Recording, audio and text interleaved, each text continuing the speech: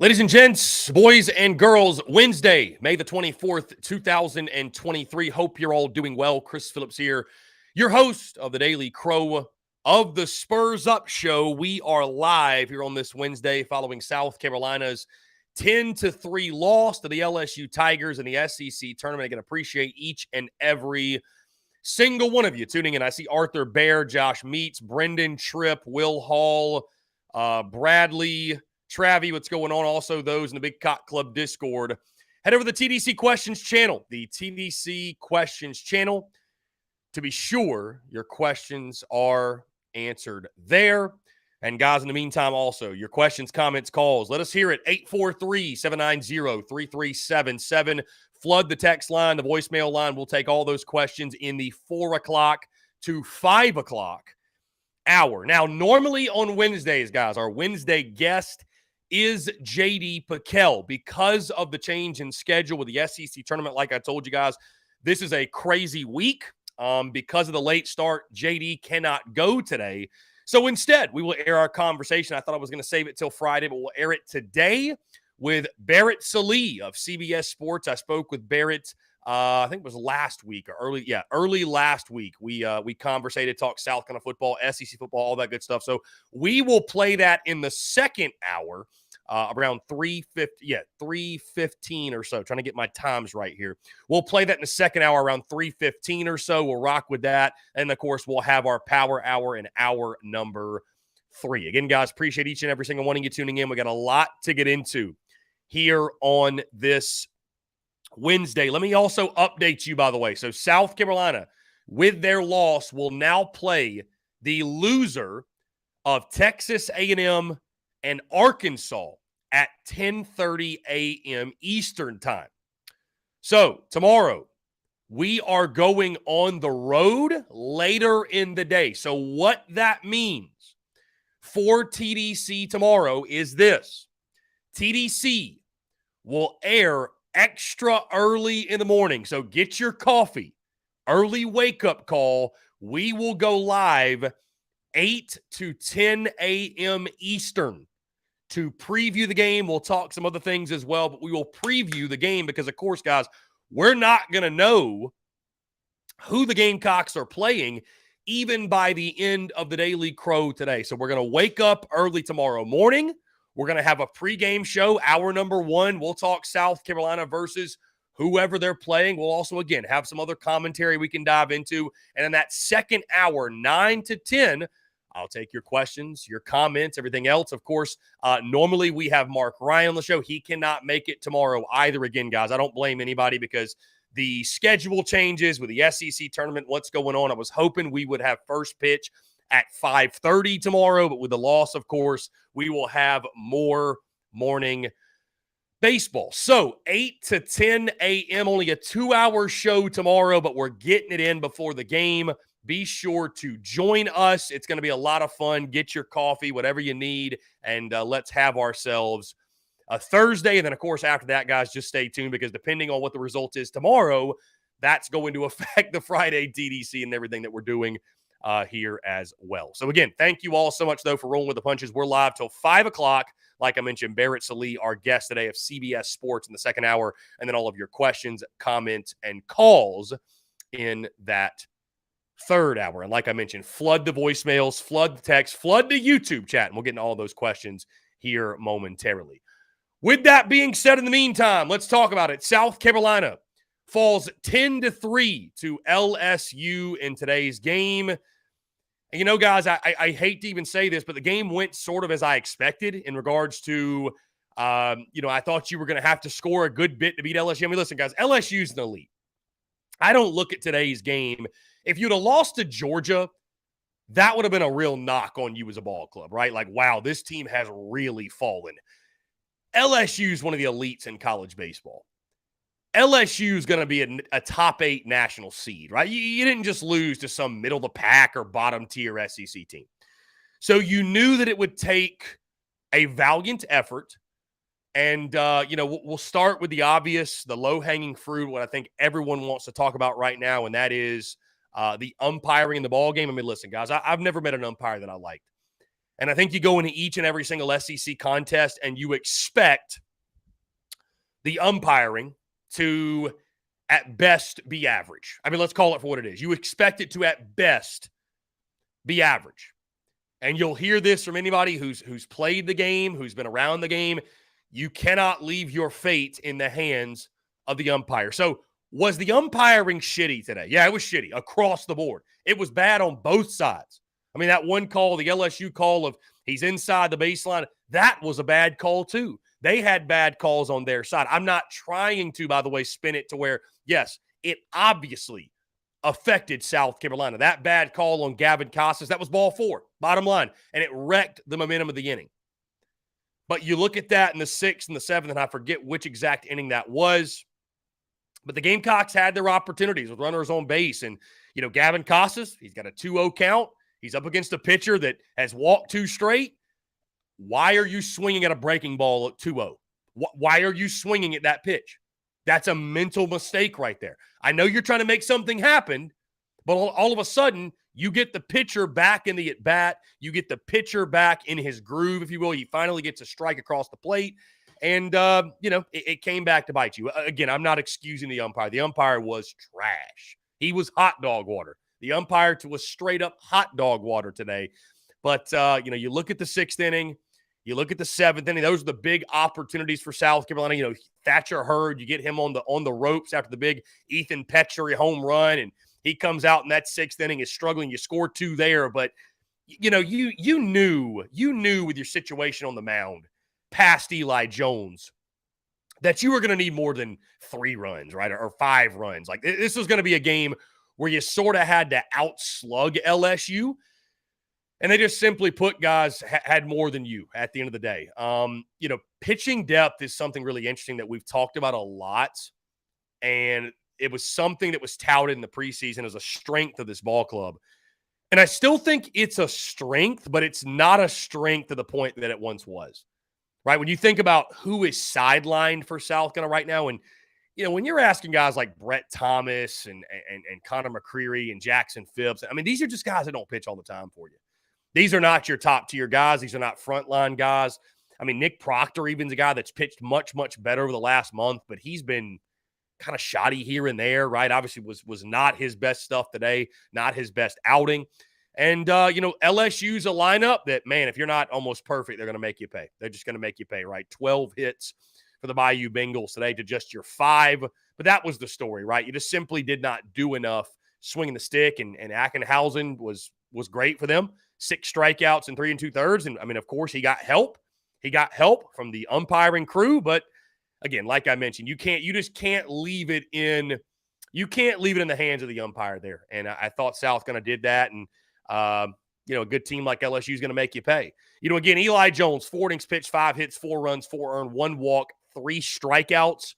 I thought he was solid. He wasn't great. He wasn't as good as – and I'll say this, a lot of those runs scored – after he departed and Nick Proctor came in.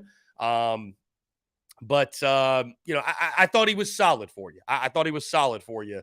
And then the bullpen, right? Nick Proctor gives up 2 earned runs. Jackson Phipps, 2 earned runs. Brett Thomas, 2 earned runs, right? So LSU would line up that, again, they chip away. They can beat you in a number of ways, 1 through 9, right? They're elite, and there's a reason why they are one of the favorites to win the College World Series. It's a game for Carolina, like I mentioned, guys. I expected it to happen. Hell, it was pretty close to my damn final prediction, and I wanted to be wrong. But LSU is just a team that, yesterday was great for South Carolina. Don't get me wrong. Yesterday was great, but just because you take care of business against the Georgia Bulldogs, a team that went 11-19 in SEC play, LSU a completely different animal. So now you await the loser of Texas A&M and Arkansas, and you'll play that game at 10:30 a.m. Eastern, so more morning baseball, of course, as we mentioned earlier. But, I think this is one that South Carolina will be all right. They'll be okay, but just a tough opponent, man. A tough opponent. And Thatcher Hurd, I thought, was really, really good for them. He had been up and down. We talked to my guy, AYS Sports, last night at the LSU beat, LSU Tigers, if you will. And, I read some comments from Jay Johnson on Thatcher Hurd and what he had done. And, you saw the stuff, right? I mean, just like a typical LSU righty, but, South kind of just not really able to solve him, not able to get it going. And again, guys, it's one of those things we've talked about early on. It's not just about hitting in the SEC. It's timely hitting and being able to get big knocks and big hits when you get runners on base. And if you can't capitalize when you have those opportunities, you're not going to get a ton of those, especially against good pitching and good teams. So South kind of the 6th and the 7th innings, those were their moments to make noise, and they just couldn't make it happen. And that's it. So, I think it's a game, though, again, it's not one you hang your head over. It is what it is. You lick your wounds and you keep it moving. I mean, again, guys, it's not like losing to Kentucky. It's not like losing to Auburn. Like LSU is one of the elites in college baseball, and, they showed that today. Guys, we are going to hand out our MVP for the game. Win, lose, or draw, I hand these MVPs out. So we're going to do that for this game. And my MVP, it goes to Ethan Petrie. How about Ethan Petrie getting off the schneid, finally going yard, his 22nd home run of the season. Ethan Petrie finishes the ballgame 1 for 3, 2 RBI. Again, of course, has the big bomb early on. Also drew a walk.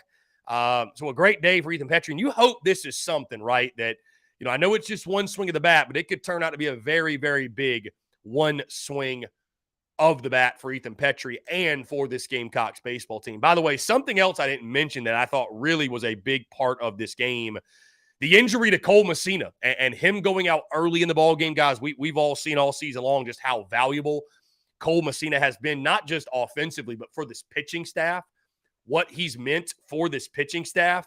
I thought his departure was big, and you saw Jonathan French struggling late in the game. And it's no knock on Jonathan French, like as a kid, as a person, glad he's a Gamecock, but there's a reason he's your backup catcher and not your starting catcher, right? Cole Messina is your dude for a reason. And, again, you saw that, unfortunately, rear its ugly head today. You saw it rear its ugly head. So, just a tough day all the way around. Ethan Petrie, again, being the one bright spot in this ball game, but a tough day all the way around for the Yardcocks. And they'll look to bounce back. Now, again, what's next for South Carolina? That's TBD. It's TBD for the Gamecocks.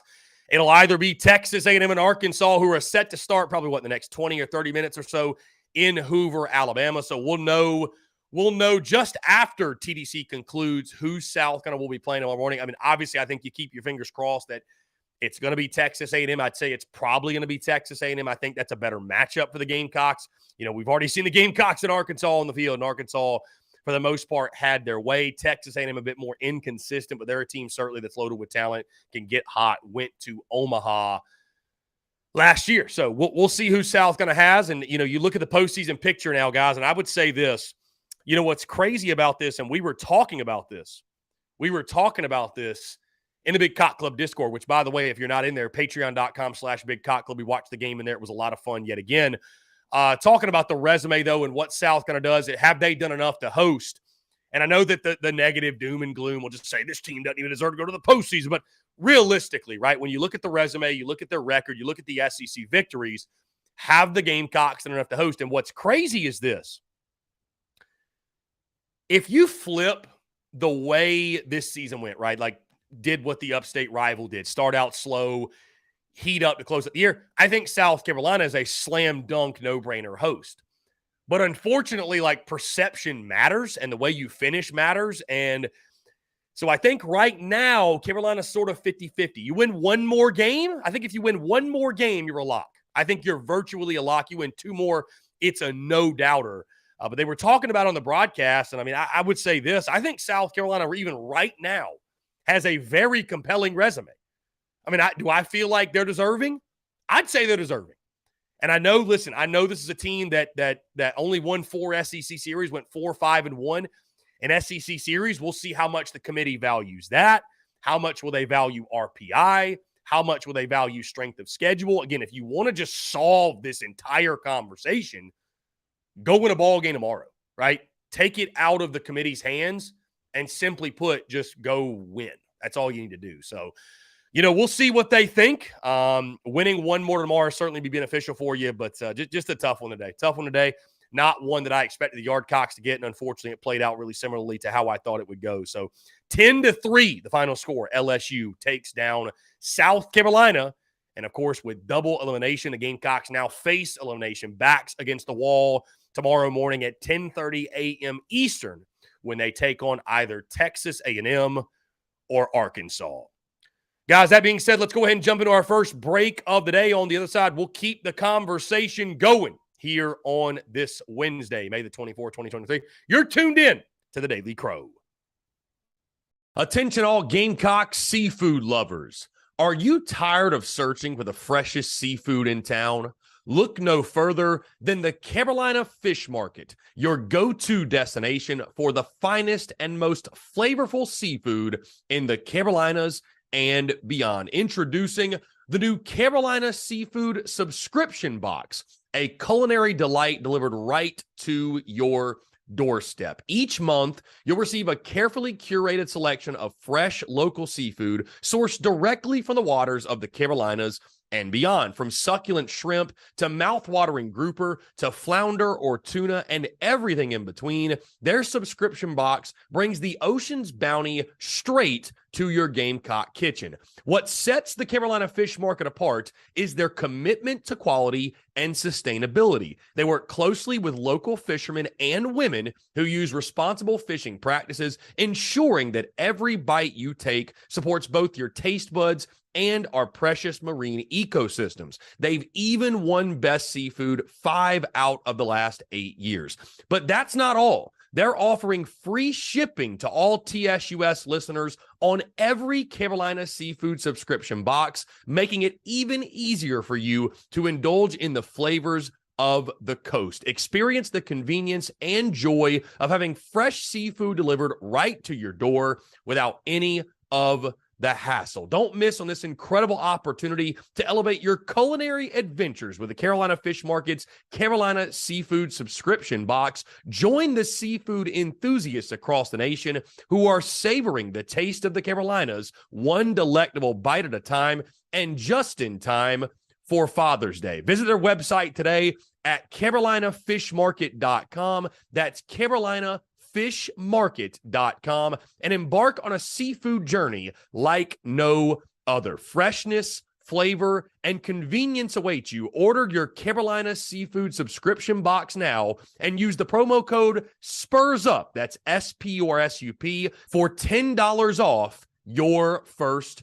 purchase. Again, that's promo code SPURSUP, SPURSUP, for $10 off your first purchase. The Carolina Fish Market, where taste meets the ocean.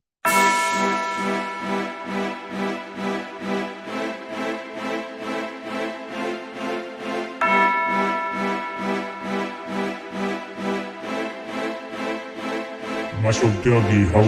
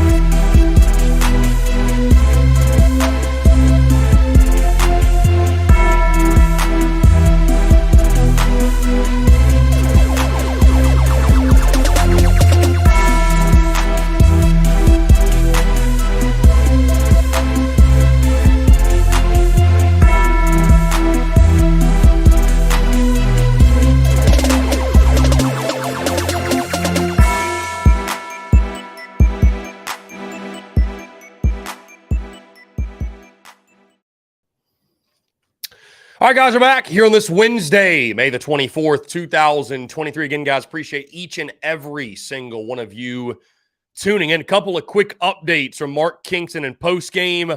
No announcements on who will pitch for South Carolina. Says they'll go back to the hotel and look at who is available and come up with something. So no word on that. Also, Cole Messina is in the concussion protocol. He joked in postgame, quote, "As a Dolphins fan, I'm pretty familiar with that." What a comment. But anyways, Cole Messina in concussion protocol. I don't think, based off the comments, it's anything serious, but you just never know. Yeah, they're not going to risk anything. They're obviously not going to risk anything. But yeah, no announcement on the starting pitcher. I know a lot of you asked, could it be Will Sanders? I don't think so. I think Will is out for this week. They had mentioned that maybe he could go next weekend in the regionals, if you will, but I do not think Mark Kingston will throw Will Sanders. Could it be Jack Mahoney? We'll see. We'll see who it is. And honestly, if it's not Jack Mahoney, I don't know who you go with. I really don't. So anyways, we'll keep you updated if there's any announcements on who will get the baseball in tomorrow's game. In the meantime, though, guys, I figure why not switch the conversation from baseball to football. And as you all know, as a college football junkie, I love preseason magazine season. So when I found out that Tuesday, May the 23rd was officially going to be the start of preseason magazine season, I could not help myself. And I went yesterday, grabbed the latest, the 2023 Athlon Sports College Football Preseason Magazine. And I thought, why not just run through this again out of respect for Athlon? I'm not going to read every description and give you every little detail, but just some things that I thought jumped out from their preseason magazine, what they have to say or what their thoughts are on South Carolina in regards to rankings, in regards to prediction for records, stuff like that, top 25, if you will. So without further ado, here is what Athlon Sports has to say about the Gamecocks and really the rest of the SEC. We'll start with the top 25. And yes, I have the magazine right here in front of me. Georgia, of course, the number one team in college football. I'll just go through the SEC teams, by the way. Georgia, number 1. Alabama, number 3. LSU at number 6. The team in the upstate, by the way, at number 12. I know you guys are curious. Tennessee at number 15. Texas A&M, right after a 5-win season, they're at number 20. Ole Miss at number 21. And those are all of the SEC teams in the top 25. Ranking the rest here, Kentucky at 27. Arkansas at 29. And here come the Gamecocks at 31. I know we posted this on social media, actually, I think a couple of days ago. But 31st is where Athlon Sports has the Gamecocks going into the 2023 season. You then have, let's see, Florida at 49, Missouri at 50, which having Florida ahead of Mizzou, that ranking surprises me. So again, Florida at 49, Mizzou at 50, and Vanderbilt at 69. Nice. I feel like Mississippi State was at 33. I was like, where did Mississippi State go? They're always getting forgotten. Mississippi State at 33. Now, when it comes to their SEC preview specifically and their predicted orders of finish, we'll start with the West and we'll go to the East. In the West, they've got Alabama finishing 12-1, 8-0 in SEC play. In second place, the LSU Tigers, 10-2, 6-2 in SEC play. In third, Texas A&M at 8-4, 4-4 in conference play. In fourth, Ole Miss at 8-4 and also 4-4 in conference play. In fifth, Arkansas, 7-5, 3-5 in SEC play. In sixth, Mississippi State, 6-6 and 2-6 in SEC play.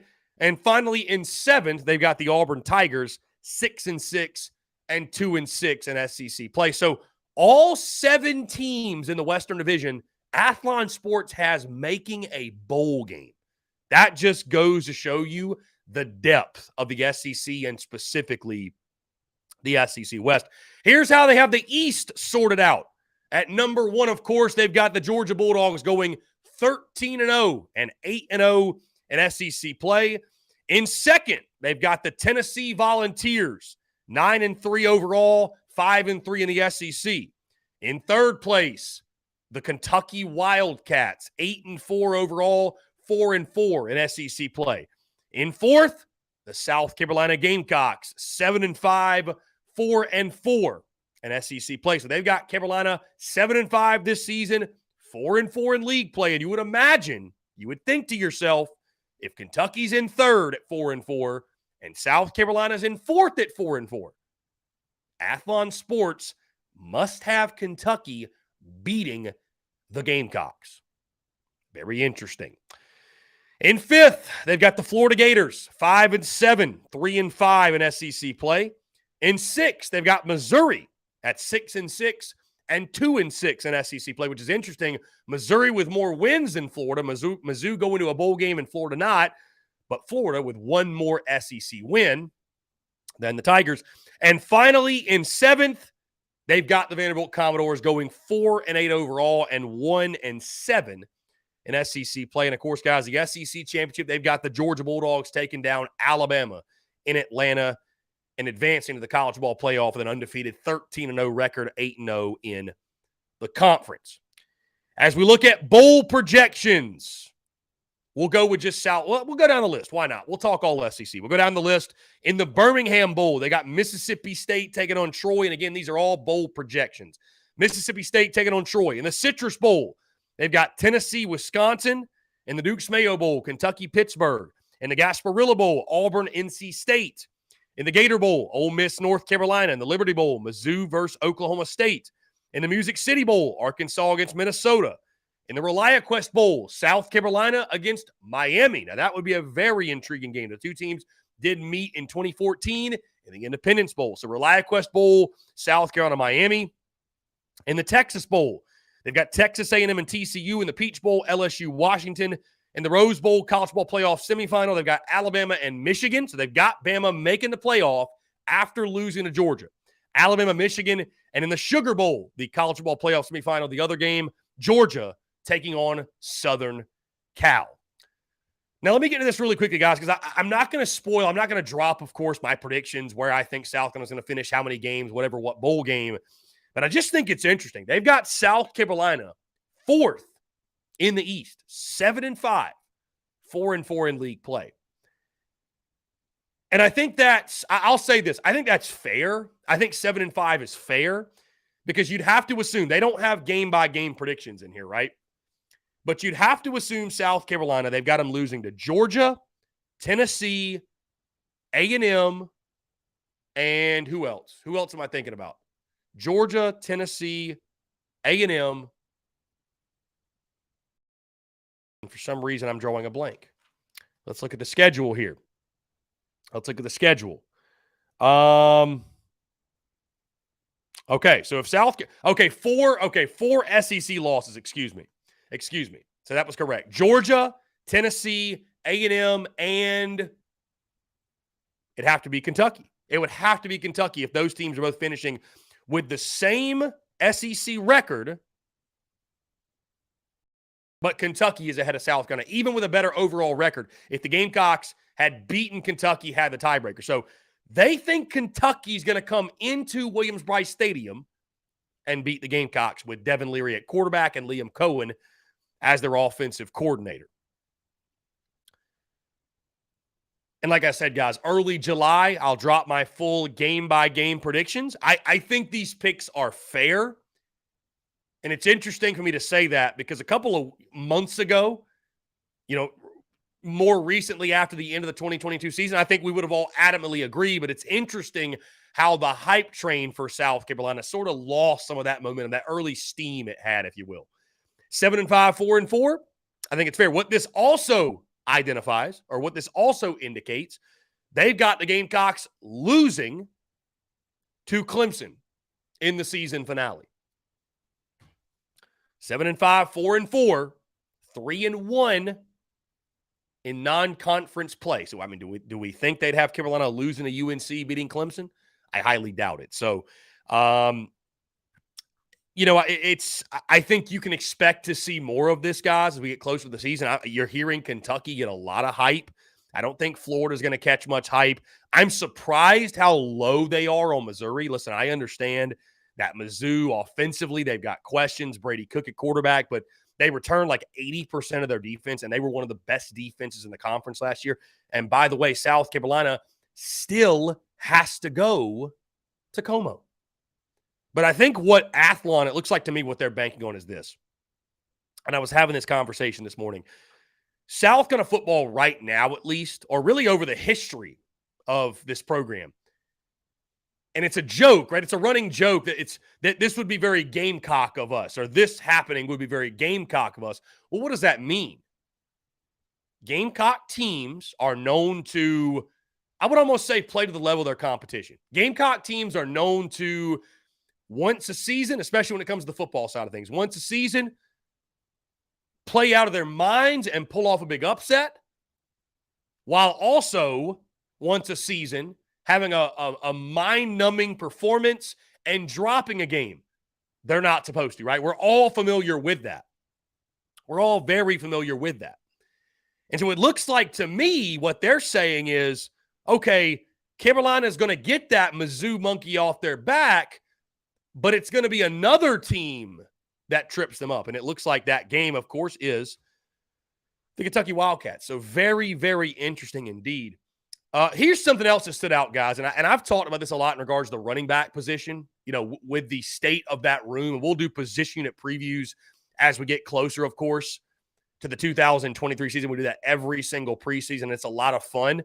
But I mentioned to you all, right, when South Carolina missed on a couple of running back targets. Hey, don't be surprised when the preseason magazines come out and the Gamecocks are near the bottom, right, when it comes to these SEC unit rankings, if you will. And I posted this on social media this morning, and I'm about to read them off now. But I'll tell you this: at first glance, it was much tougher than I expected. Like, honestly, this was a lot uglier than I thought it would be, because, running back's an issue, edge, but, you feel good about other spots on the roster. Here's how Athlon Sports breaks down their 2023 unit rankings for the SEC. They've got South Carolina ranked 4th at quarterback, which makes a lot of sense, right? Spencer Rattler, I think you could argue he's the best returning quarterback in the SEC East. And when you look at the SEC, you've got Jaden Daniels at LSU. You've got Will Rogers at Mississippi State. Outside of that, we can start to have the conversation with Devin Leary, I guess. Maybe Joe Milton, but I wouldn't put Joe Milton ahead of Spencer Rattler right now. You're certainly not putting Carson Beck ahead of him. You're not putting Graham Mertz ahead of him. You're not putting Brady Cook ahead of him. You're not putting whoever Vandy's trotting out there. KJ Jefferson, by the way, my God, I almost forgot about KJ Jefferson. So that would make sense to me. So KJ Jefferson at Arkansas, I think Will Rogers, Jaden Daniel at LSU. Then you got Spencer Rattler. That you can convince me 4th. That's a fair projection. And they've got the Gamecocks quarterback rating at 4th. And also, dude, you think about the strength of the room with Luke Doty, Lenoris Sellers, Tanner Bailey. You got a really strong quarterback room. So 4th, I can live with. That makes sense. The rest of the way, is where it's really, really interesting. Running backs, they got the Gamecocks ranked 13th, which, it's just not surprising. It's just not. The only team lower in the Gamecocks is Vanderbilt at 14th. 13th at the running back position. They've got Carolina 7th at wide receiver, which, here's my only thing with this. Does wide receiver include tight end? Because they don't have tight ends listed. They got Carolina 7th. I understand why they have the Gamecocks 7th, guys. I know some will say, oh, my God, there's no way. But if you look at who Carolina lost, I don't have it pulled up right in front of me, guys, but I think you lost 4 of your top 6 pass catchers. You've got Juice Wells and then who? Even Xavier Legette, who I think a lot of us are high on and excited for, guy had 180 yards receiving last year. Amarian Brown, who's a speedster, did he even have 200 yards receiving last year? De'Carrion Joyner, who, he's transitioned to running back, right? Eddie Lewis comes from Memphis, nice pickup, but who knows, right? So I think there's definitely question marks outside of Amari and Brown. I mean, Trey Knox, you got to figure in. Hey, there's questions with Trey Knox too. He's huge. He's big, but hasn't really had a season where he's broken out. And guys, he hasn't had a touchdown against Power 5 competition since October of 2021. So 7th, I can live with. I think the potential for that room is high. I think there's a glass ceiling with that room that can absolutely shatter. The defensive side is where it gets really, really bad. Gamecocks ranked 12th. Or excuse me, I didn't even talk about the offensive line. 12th on the offensive line. And here's what's scary about this, guys. That's including Jalen Nichols. The only teams worse at offensive line that they've got are Missouri at 13th and Vanderbilt at 14th. So, and again, that's with Jalen Nichols for South Carolina. Moving to the defensive side. Gamecocks defensive line, 13th. Linebackers, 13th. Defensive backs, 9th. Based off these ratings, I don't know if Carolina's going to be able to stop anybody. Now, to be fair, this defensive line rating comes out before the addition of Jatius Gear, so that helps, obviously. But, yeah, they've got major, major question marks about Carolina on the defensive side. And, again, I get it. I totally get it. I mean, we're talking about a Gamecocks defensive front that, with Zach Pickens, who just got drafted, with your starting 2 linebackers a year ago who you lost, Sherrod Green and Brad Johnson, you lose those 2 guys, and you feel good about who you have returning, but that team couldn't stop the run to save their lives. And the addition of Travian Robertson, I think it helps, but how much can it help? As we move into, and what really surprised me here, they've got games to watch. None of these games include South Carolina, which I think is just wrong. It's just wrong. I'm going to read this. An opposing SEC assistant coach, right? So this is a random person, random quote from a random coach.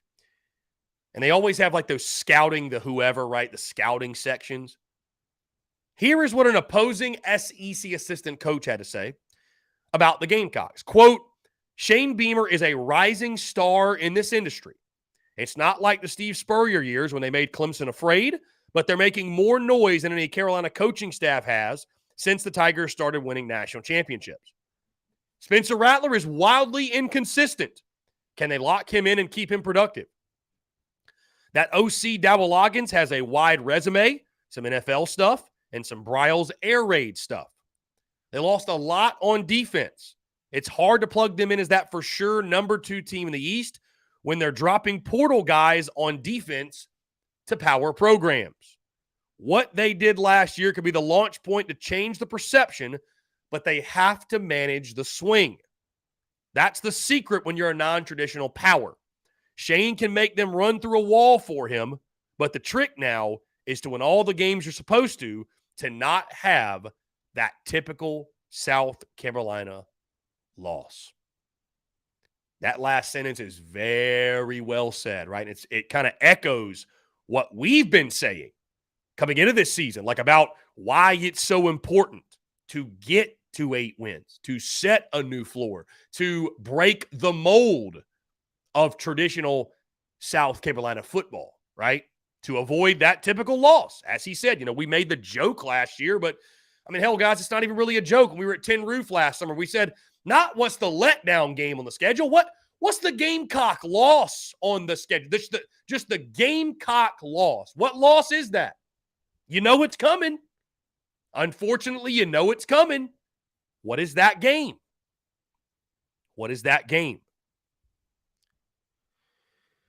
I'll read the final analysis they have for Carolina.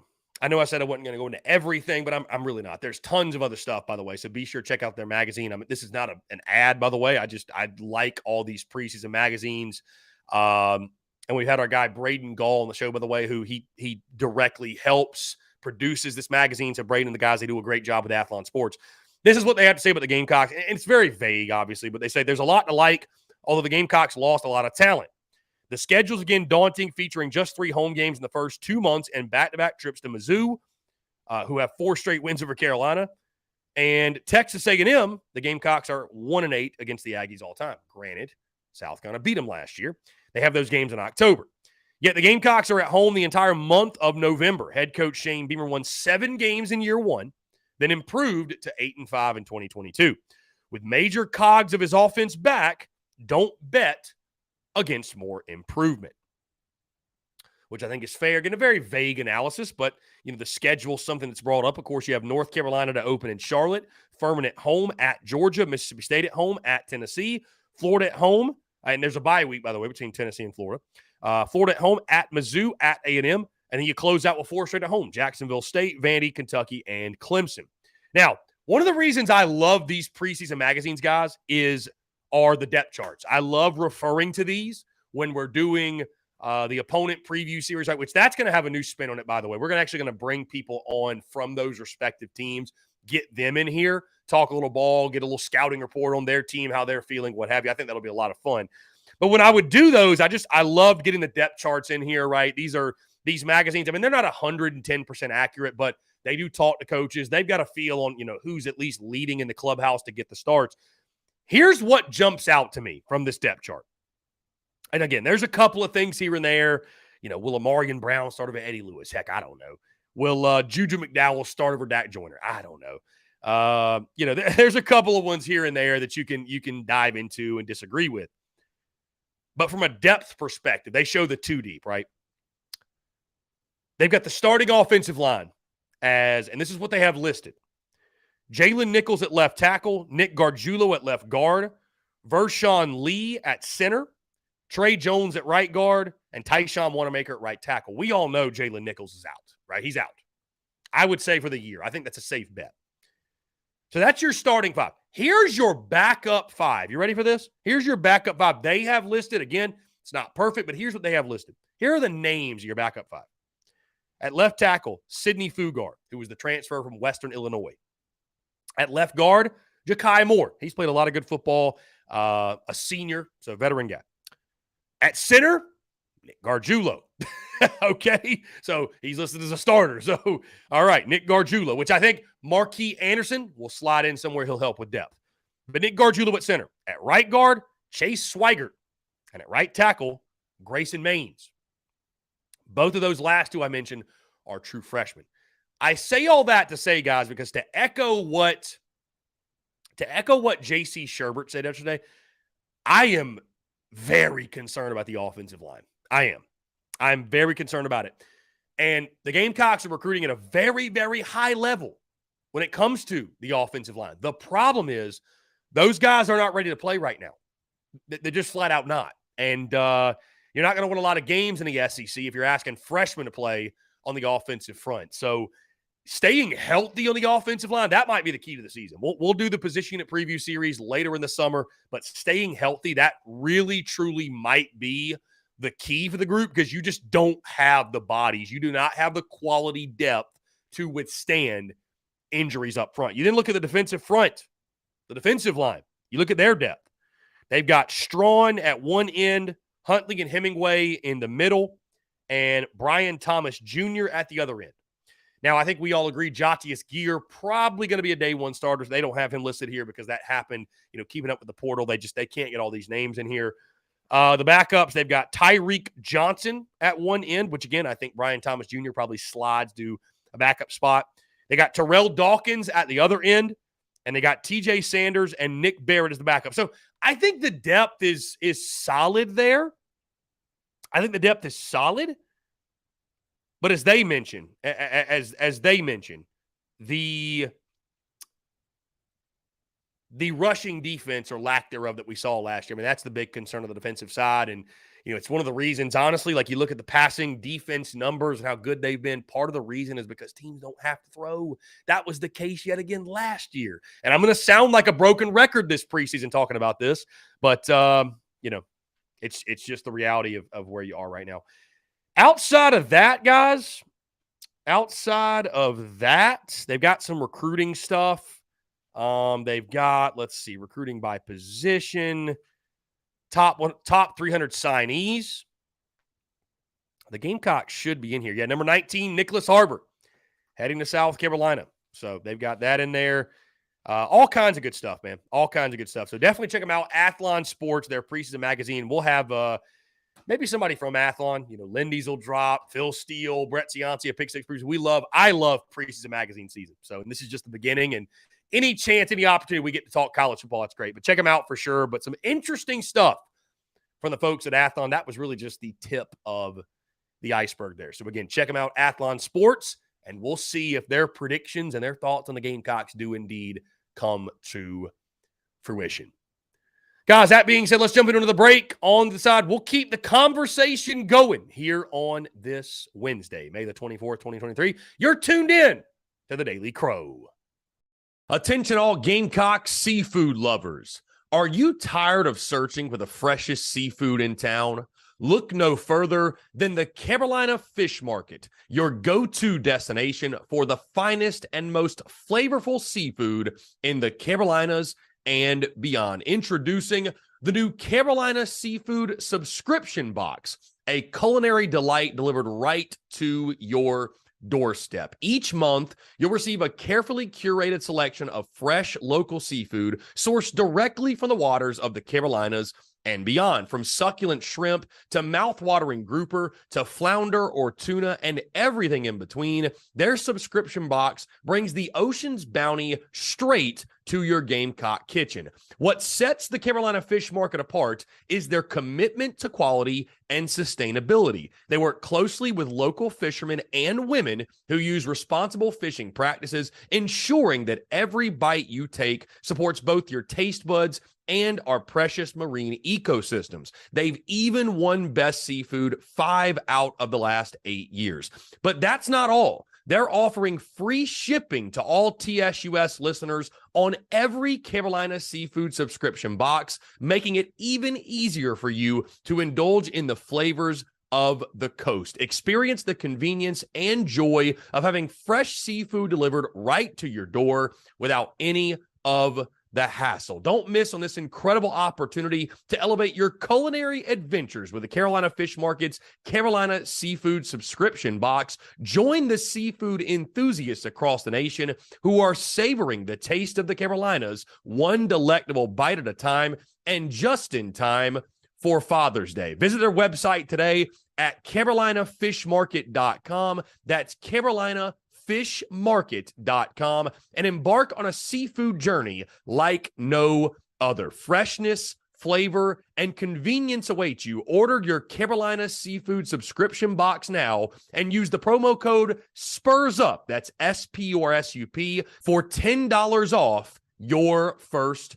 purchase. Again, that's promo code SPURSUP, SPURSUP, for $10 off your first purchase. The Carolina Fish Market, where taste meets the ocean.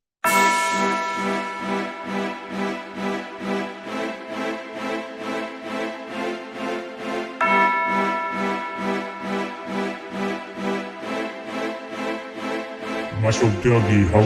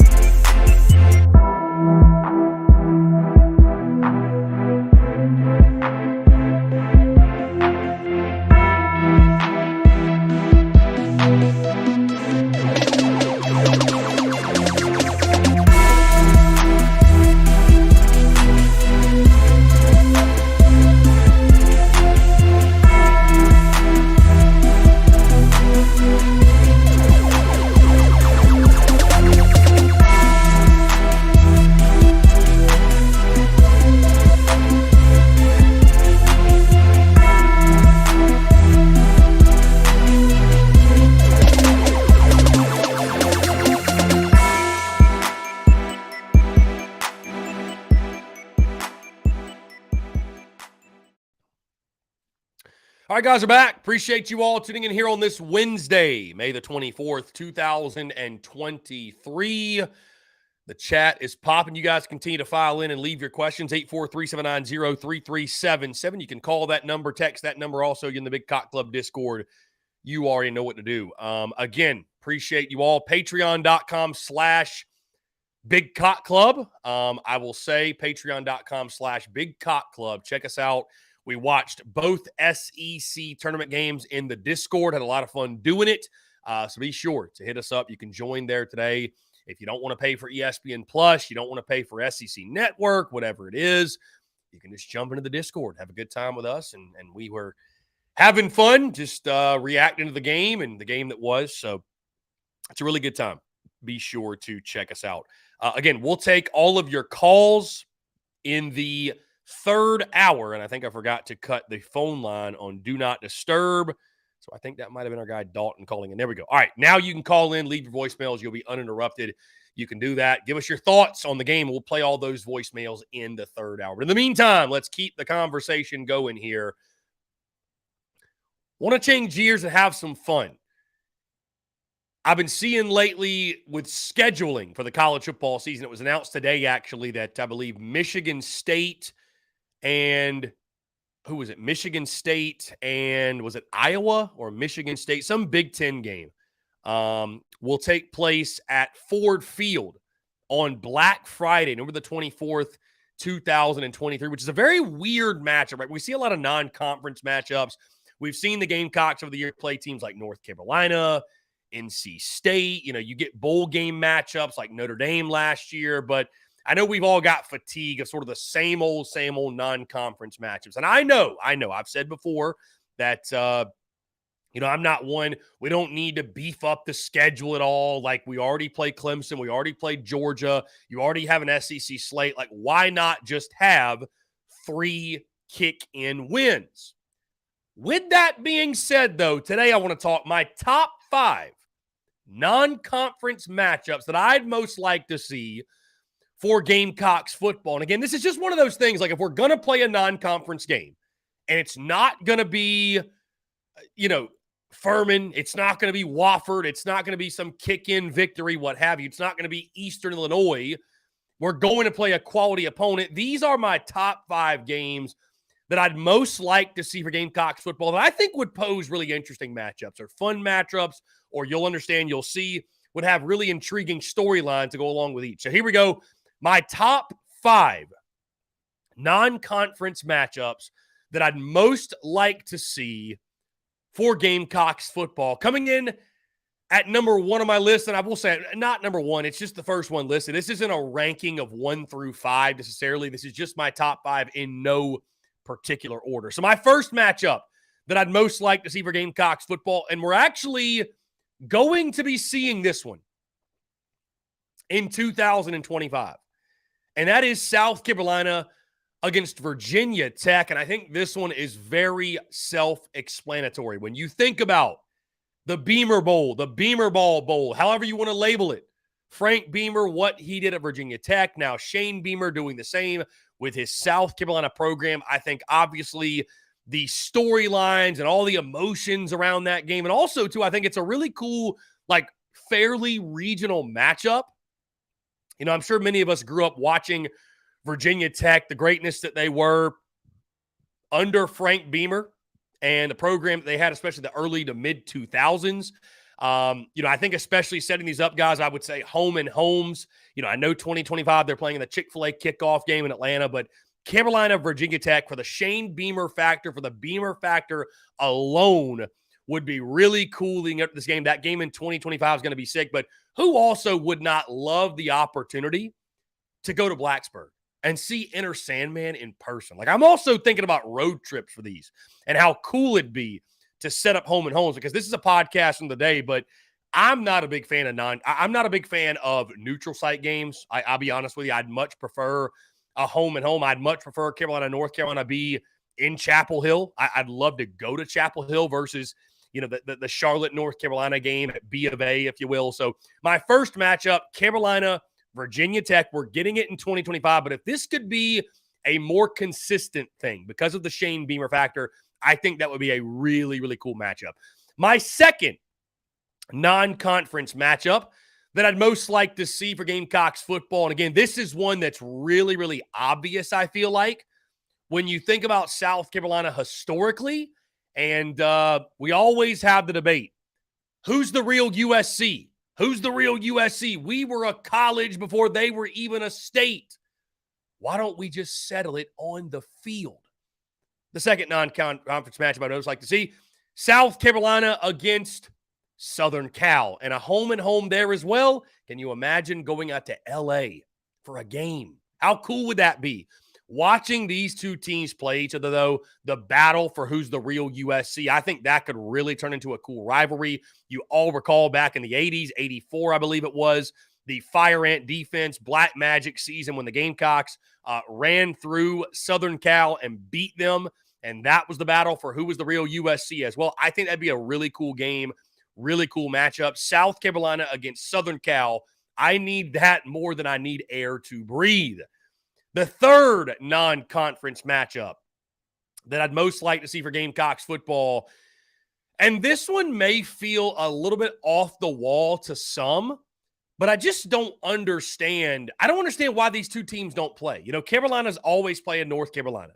They're playing NC State. They're playing the teams in North Carolina. Why not go to the state of Georgia?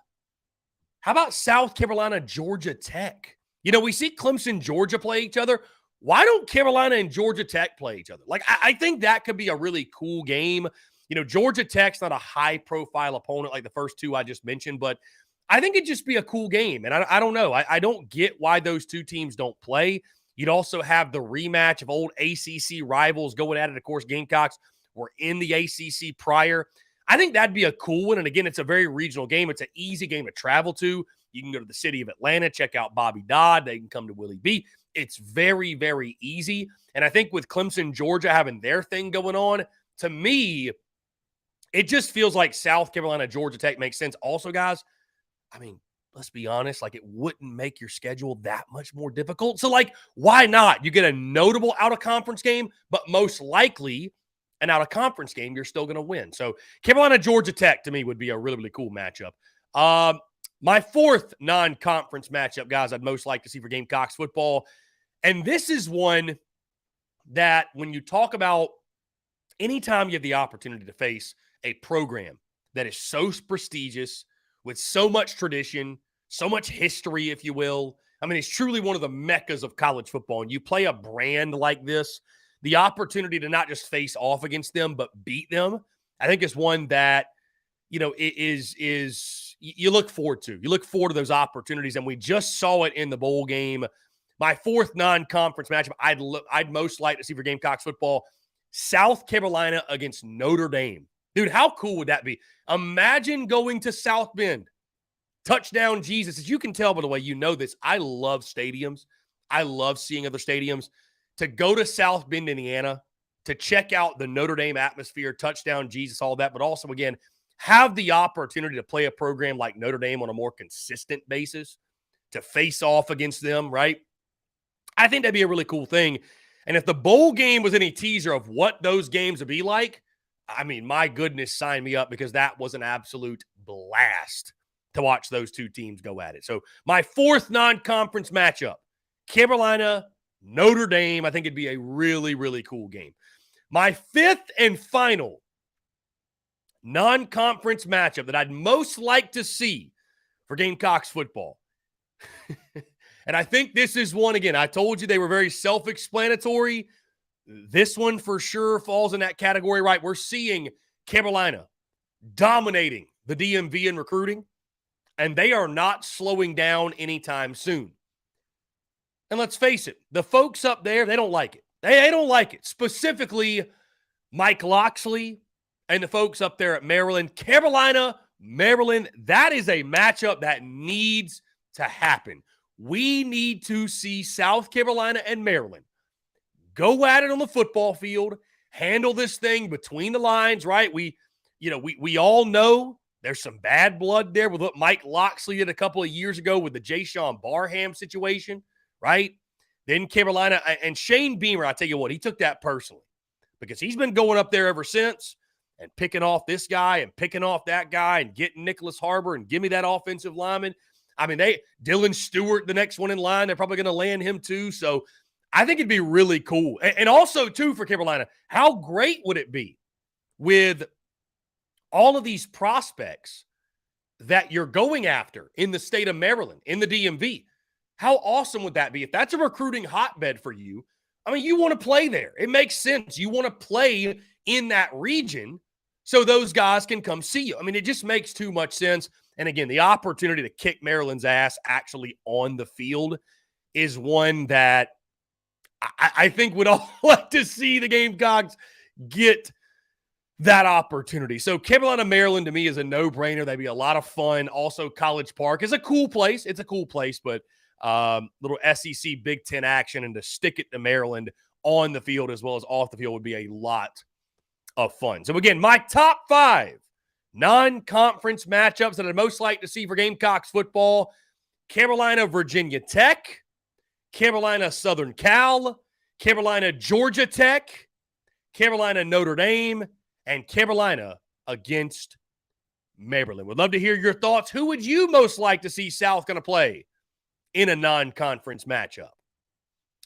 Again, guys, changes to the Daily Crow tomorrow with South Carolina falling to LSU. The Gamecocks will effectively have the 10:30 a.m. Eastern game again in the SEC tournament as they take on the loser of the Arkansas and Texas A&M game, which is taking place right now. It is taking place right now. So, as we look, it appears that Arkansas, end of 2, it is 0-0 in that ball game. So, who knows who the opponent will be? Guys, changes, though, to TDC. With that game starting at 10:30, we got some things going on in the afternoon. I'll actually go live tomorrow morning for a pregame TDC. We'll go live 8 to 10 a.m. Eastern time. And then, of course, first pitch will be at 10:30. So get your coffee, make yourself some breakfast, do whatever you got to do. Hey, wake up, just watch us in bed if you like, but get up. Let's get after it, and we'll get you ready for first pitch for South Carolina and whoever they will play in that ball game. Also, guys, like I mentioned, you can watch along with us in the Big Cock Club, patreon.com/Big Cock Club. We'd love to have you in there. The Discord is always a good time. It's only $9.99 a month. So you think about what you pay for ESPN Plus, your cable, whatever, guys. We're going to stream every Gamecocks game in there. Eliminate that. Come join us in the Discord. We'll stream it. You can watch, and also you can conversate with yours truly and the rest of the gang in the Big Cock Club Discord. Again, guys, let me say thank you all so much for tuning in, being flexible, rolling with the punches. I know this is a crazy week. This is a weird week. Normally we're live noon to 3, but I appreciate you all either way. Some of you making time. Some of you that tune in every day, you're still tuning in. It don't matter what time we do TDC. Y'all are going to be here, and I truly do appreciate that. With that being said, guys, we're going to jump into a break. We got a great conversation upcoming. Like I mentioned, J.D. Piquel could not join us because of the changes to the schedule. Mark Ryan, I tried to slide him up. He could not go today either, which I don't think Mark's going to join us tomorrow morning either. So, with that being said, we got a great conversation, though. Ready? My guy Barrett Salee of CBS Sports, he joined us for a great combo. That's on the other side of this break. You're tuned in to the Daily Crow. Attention all Gamecock seafood lovers. Are you tired of searching for the freshest seafood in town? Look no further than the Carolina Fish Market, your go-to destination for the finest and most flavorful seafood in the Carolinas and beyond. Introducing the new Carolina Seafood Subscription Box, a culinary delight delivered right to your doorstep. Each month, you'll receive a carefully curated selection of fresh local seafood sourced directly from the waters of the Carolinas and beyond. From succulent shrimp to mouth-watering grouper to flounder or tuna and everything in between, their subscription box brings the ocean's bounty straight to your Gamecock kitchen. What sets the Carolina Fish Market apart is their commitment to quality and sustainability. They work closely with local fishermen and women who use responsible fishing practices, ensuring that every bite you take supports both your taste buds and our precious marine ecosystems. They've even won Best Seafood 5 out of the last 8 years. But that's not all. They're offering free shipping to all TSUS listeners on every Carolina Seafood subscription box, making it even easier for you to indulge in the flavors of the coast. Experience the convenience and joy of having fresh seafood delivered right to your door without any of the hassle. Don't miss on this incredible opportunity to elevate your culinary adventures with the Carolina Fish Market's Carolina Seafood subscription box. Join the seafood enthusiasts across the nation who are savoring the taste of the Carolinas, one delectable bite at a time, and just in time for Father's Day. Visit their website today at carolinafishmarket.com. That's carolinafishmarket.com, and embark on a seafood journey like no other. Freshness, flavor, and convenience await you. Order your Carolina Seafood subscription box now and use the promo code SPURSUP, that's SPURSUP, for $10 off your first purchase. Again, that's promo code SPURSUP, SPURSUP, for $10 off your first purchase. The Carolina Fish Market, where taste meets the ocean.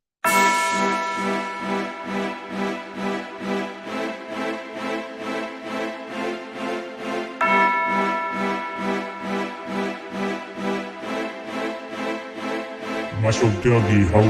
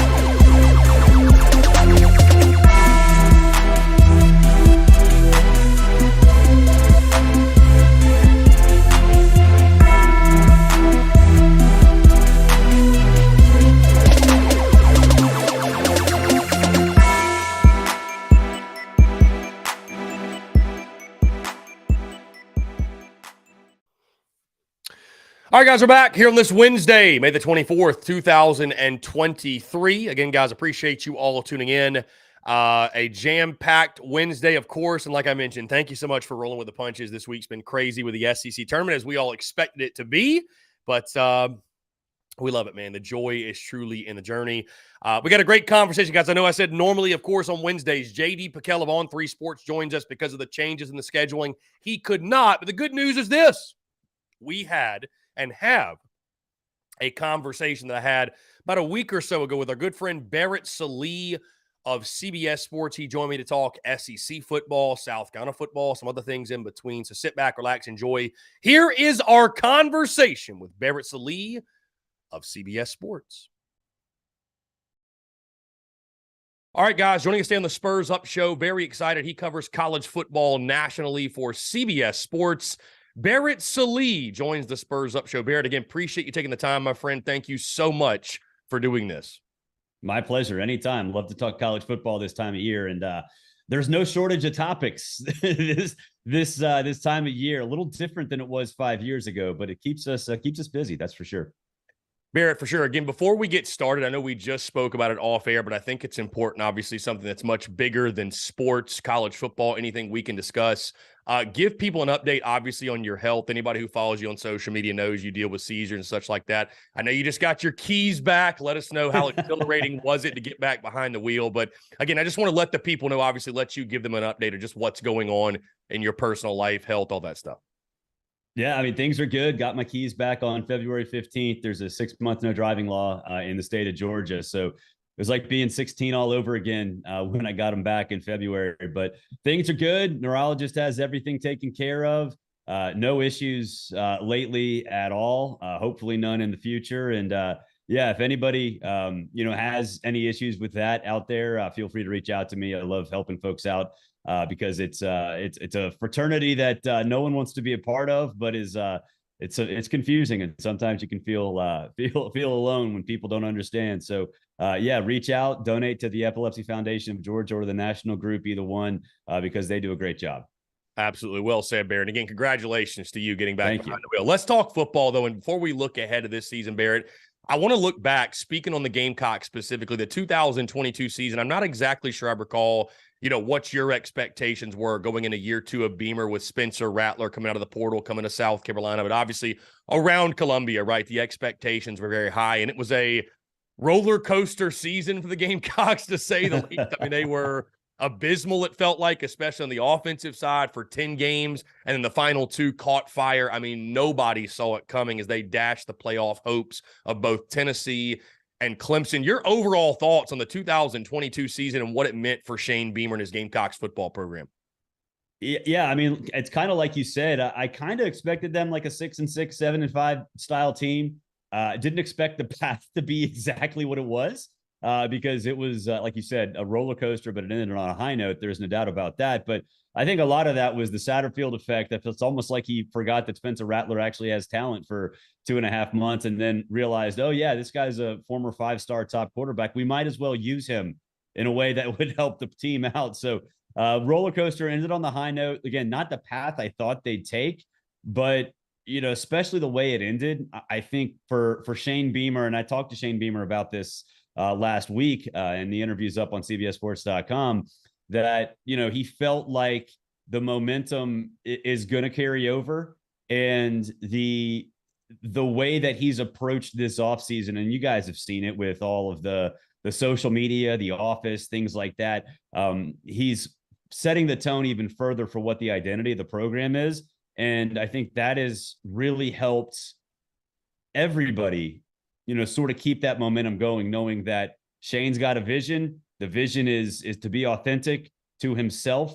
And that has, I think, permeated through not just the roster, but the program in terms of setting itself up. So I expect bigger things this year. And I think part of that is the Satterfield effect, or the absence of Satterfield, which will certainly help. And then Spencer Rattler, maybe kind of, I think there was maybe a misguided view of him as kind of being this punk from QB1 who, didn't necessarily come off well, came to Oklahoma with an attitude, things like that. And even if that's true, he seems to be much more relaxed and much more a part of something at South Carolina, as opposed to being the individual that's supposed to be the sole leader of a team even if he's not ready, and he wasn't ready at Oklahoma. Barrett, I think Gamecock fans shudder when you mention that name, Marcus Satterfield. And it sounds like you put a lot of stock in regards to, because I think the question moving into this year was it more so Satterfield to blame? Was it Spencer Rattler and his own inconsistencies? I think a lot of people look at the offensive identity, what they were trying to do, whatever it was they were trying to do in those first 10 games. And I think you point back to Marcus Satterfield. There's a reason he's no longer employed by South Carolina. But, coming into this year, bringing it full circle, Spencer Rattler, Juice Wells announced their return in January. Obviously, a huge boost and a huge shot in the arm for this program and what that means for the 2023 season. But I think, Barrett, the big question for Rattler is which version do they get more of? The one you saw in the final 2 games or the first 10, somewhere in the middle? Like, what are your overall thoughts? How do you view Spencer Rattler coming into this season? Obviously, he has his top target back. He can't do it all by himself. I think they got to find a running game. But how do you view Rattler? Do you view him as the hero from the Tennessee game or the inconsistent player we saw in the first 10 ball games of 2022?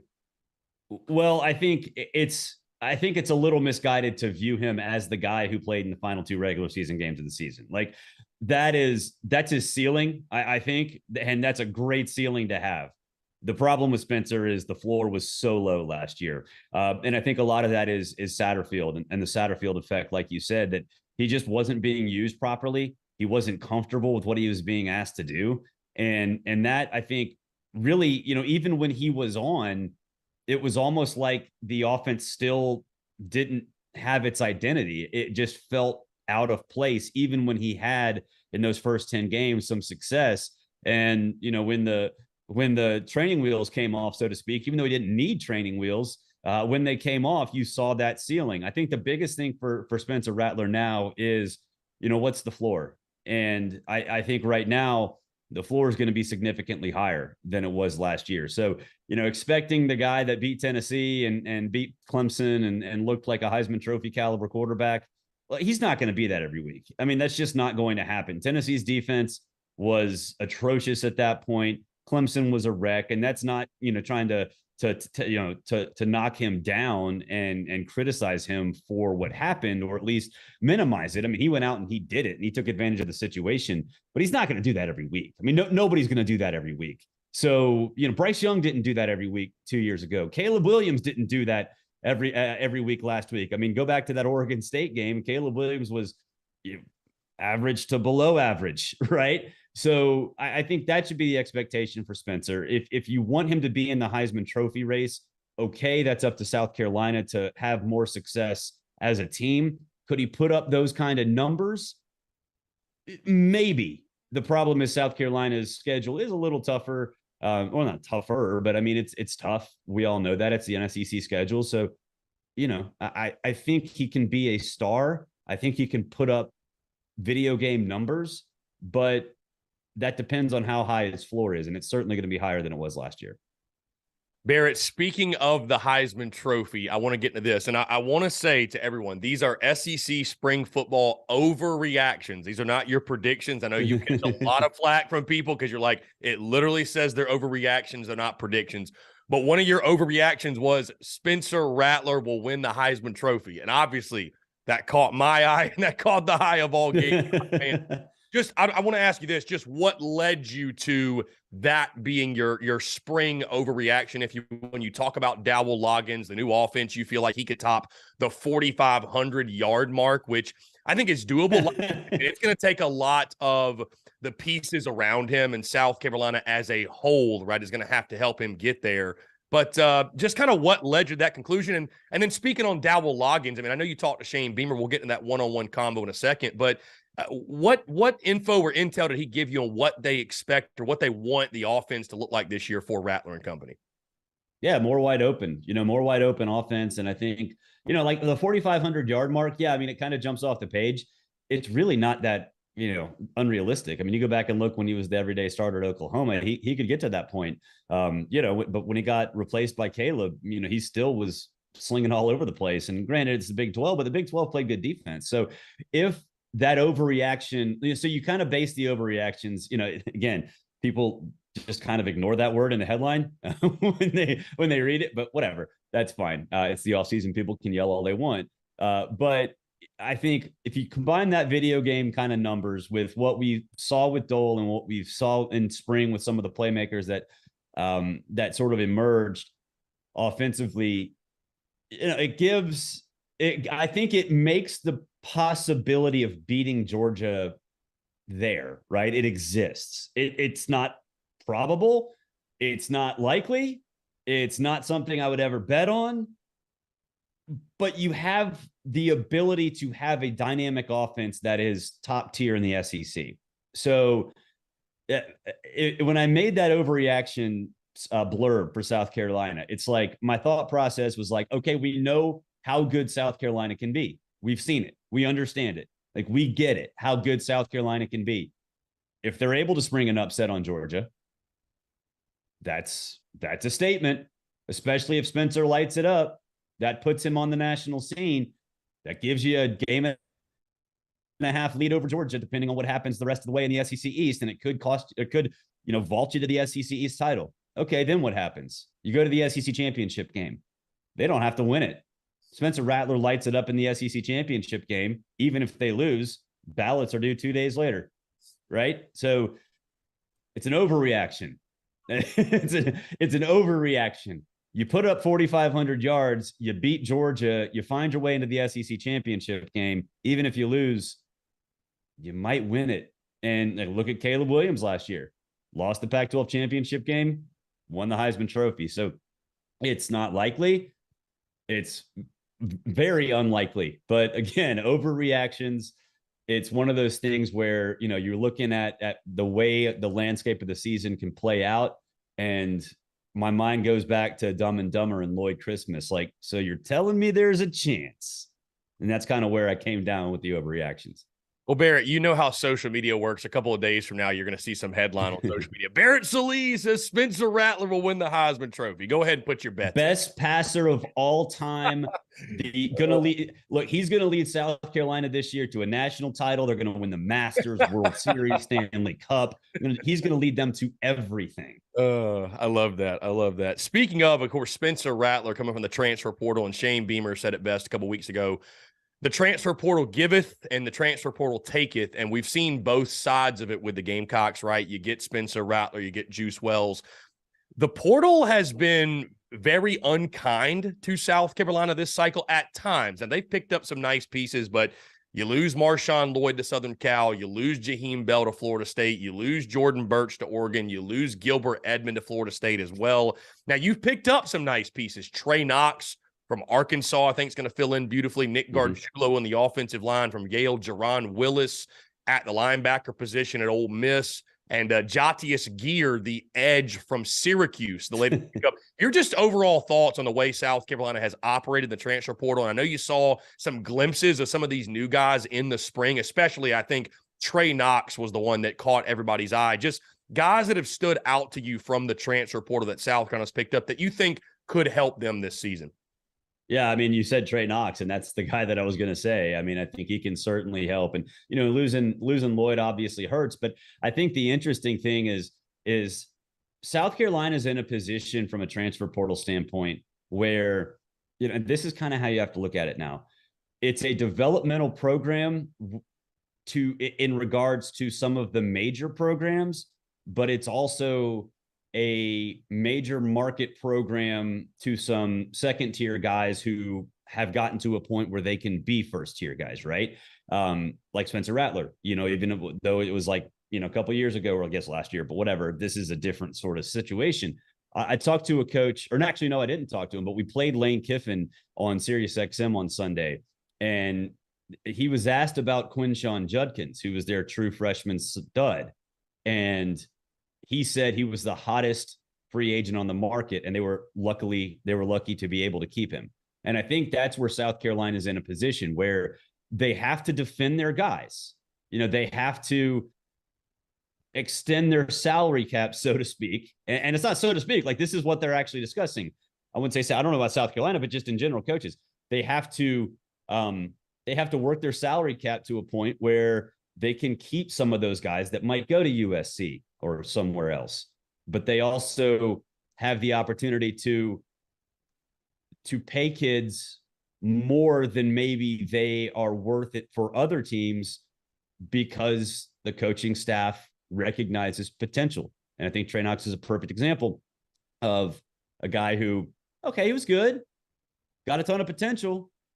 Let's not necessarily break the bank, but let's overextend ourselves financially knowing that you're going to lose some guys to the upper tier program. So I think that's what's interesting about this era is that South Carolina can play it both ways, right? Other programs don't have the ability. Like Alabama can't play it both ways. If someone wants to leave Alabama and get more money from South Carolina and get more playing time from South Carolina, they're going to do it, right? So I think that's where you have to factor in Shane Beamer, the staff, the analysts, and your scouting department, because you can really make it work at South Carolina if you operate in a way in this new era that is responsible and have I think a proper view of where your program sits in the hierarchy. Barrett, I know you're a big sports movie guy. Think of the quote from Moneyball when Billy Beane says, if we try to win like the Yankees in here, we will lose to the Yankees out there. We're card counters at the blackjack table. That's kind of how I think of the Gamecocks, right? If 100%. you try to win like Georgia and Alabama in the building or go toe-to-toe with every five-star, it's just not going to happen. So you've got to get creative, get crafty. I agree with everything you're saying, but I will ask you this. A lot of college football fans, they hear the word salary cap and college football, they just cringe. Your thoughts on the portal and NIL, and I mean, do you like it? Do you dislike it? I mean, we all have to embrace it, obviously, but your just overall thoughts on the landscape of the game right now and the way it's changing. It's hard to keep a grasp on it, like, right? Because it changes so much. I don't think that a lot of us expected the collectives to emerge in the way they did so quickly, because I think there was this idea around our world, fans' world, coaching industry that, yeah, you were going to use resources to recruit, and the NCAA would come down on you a little bit. Like, I thought that the NCAA would come out and say, okay, we told you guys you couldn't do this. You're doing it. You're going to get in trouble. But what really evolved was that the NCAA doesn't care because they can't keep up with it. I mean, you punish one team and let everybody else go. Let's just use South Carolina because it's a South Carolina show. You punish South Carolina for recruiting, 4 guys from the group of 5. Well, Shane Beamer's going to look around going, dude, like, are you kidding me? Everybody else is doing it and doing it just as well, if not better. So that part of it surprised me.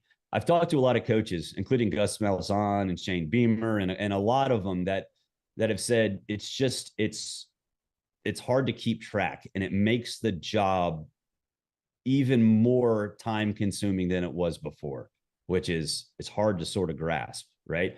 But I'm fine with it.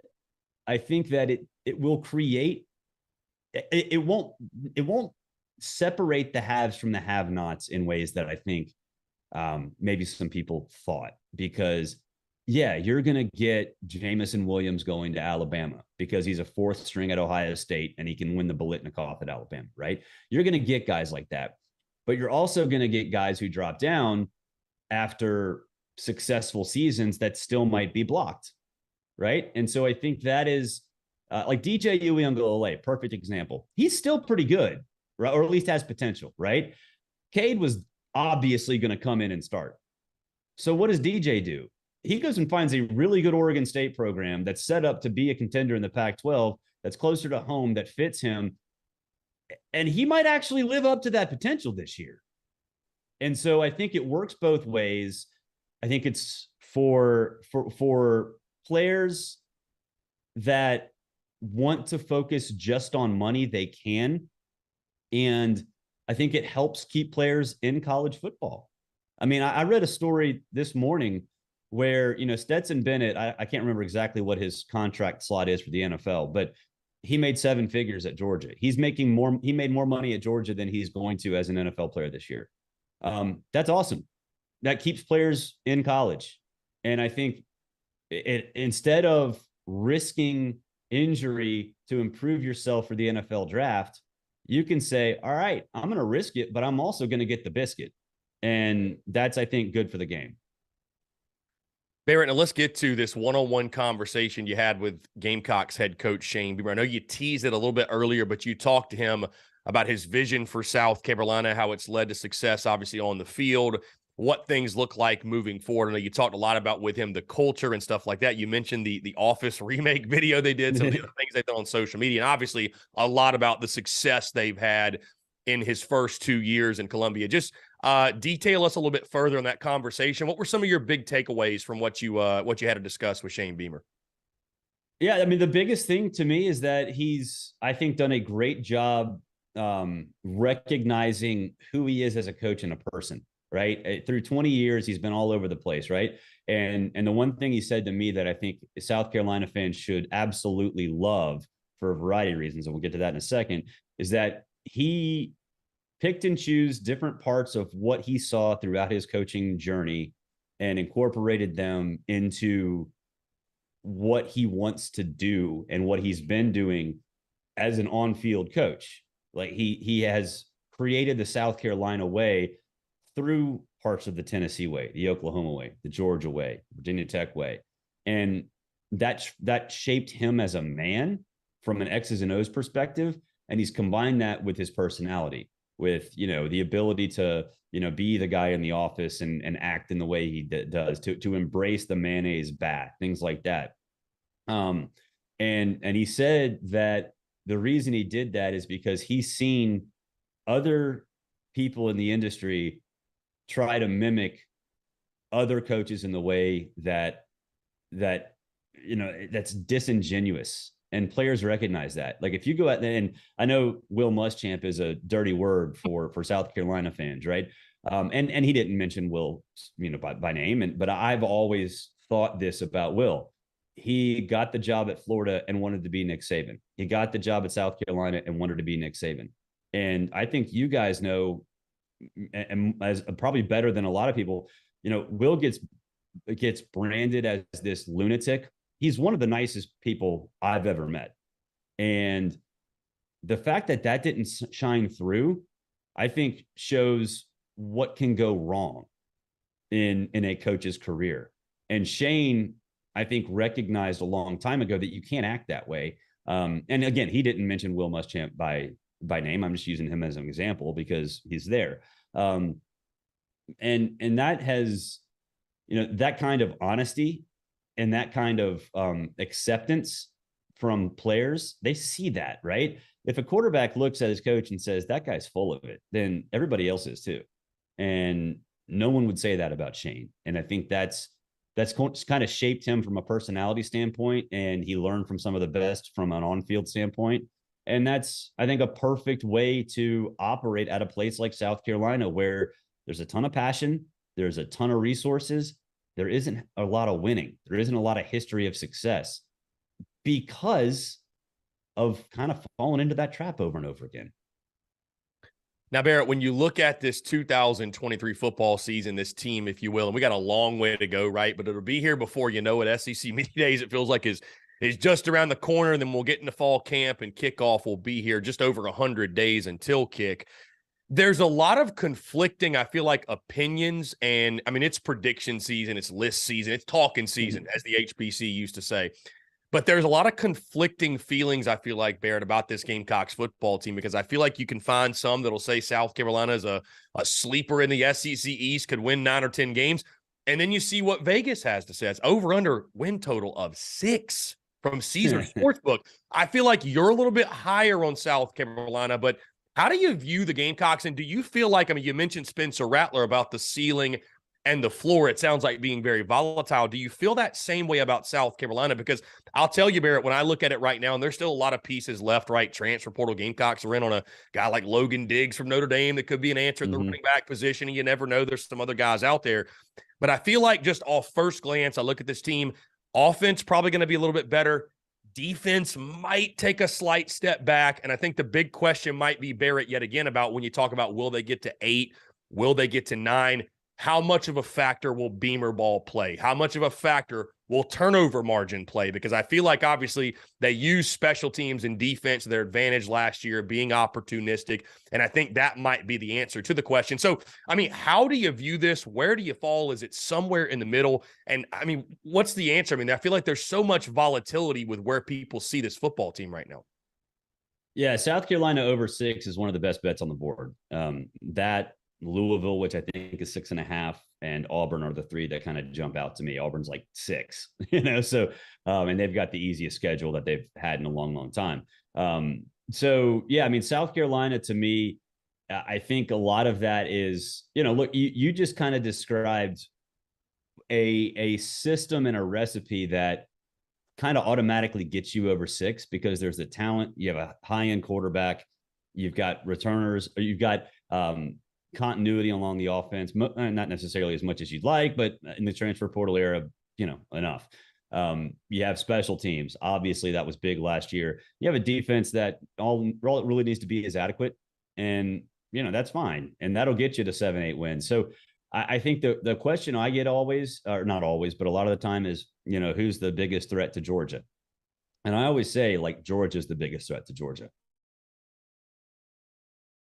I think that's real. That's reality. If you had to pick another team, it's South Carolina. I don't think it's Tennessee. I don't trust Joe Milton.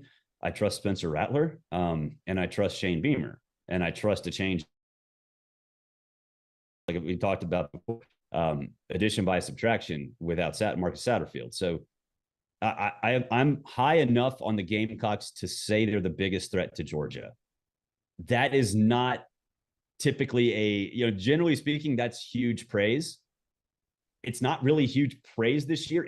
It's enough praise, but it's just one of those things where the gap is so large to Georgia. And honestly, there's not much that any team can do about it in the SEC East. I mean, I don't see any way that that's going to change anytime soon.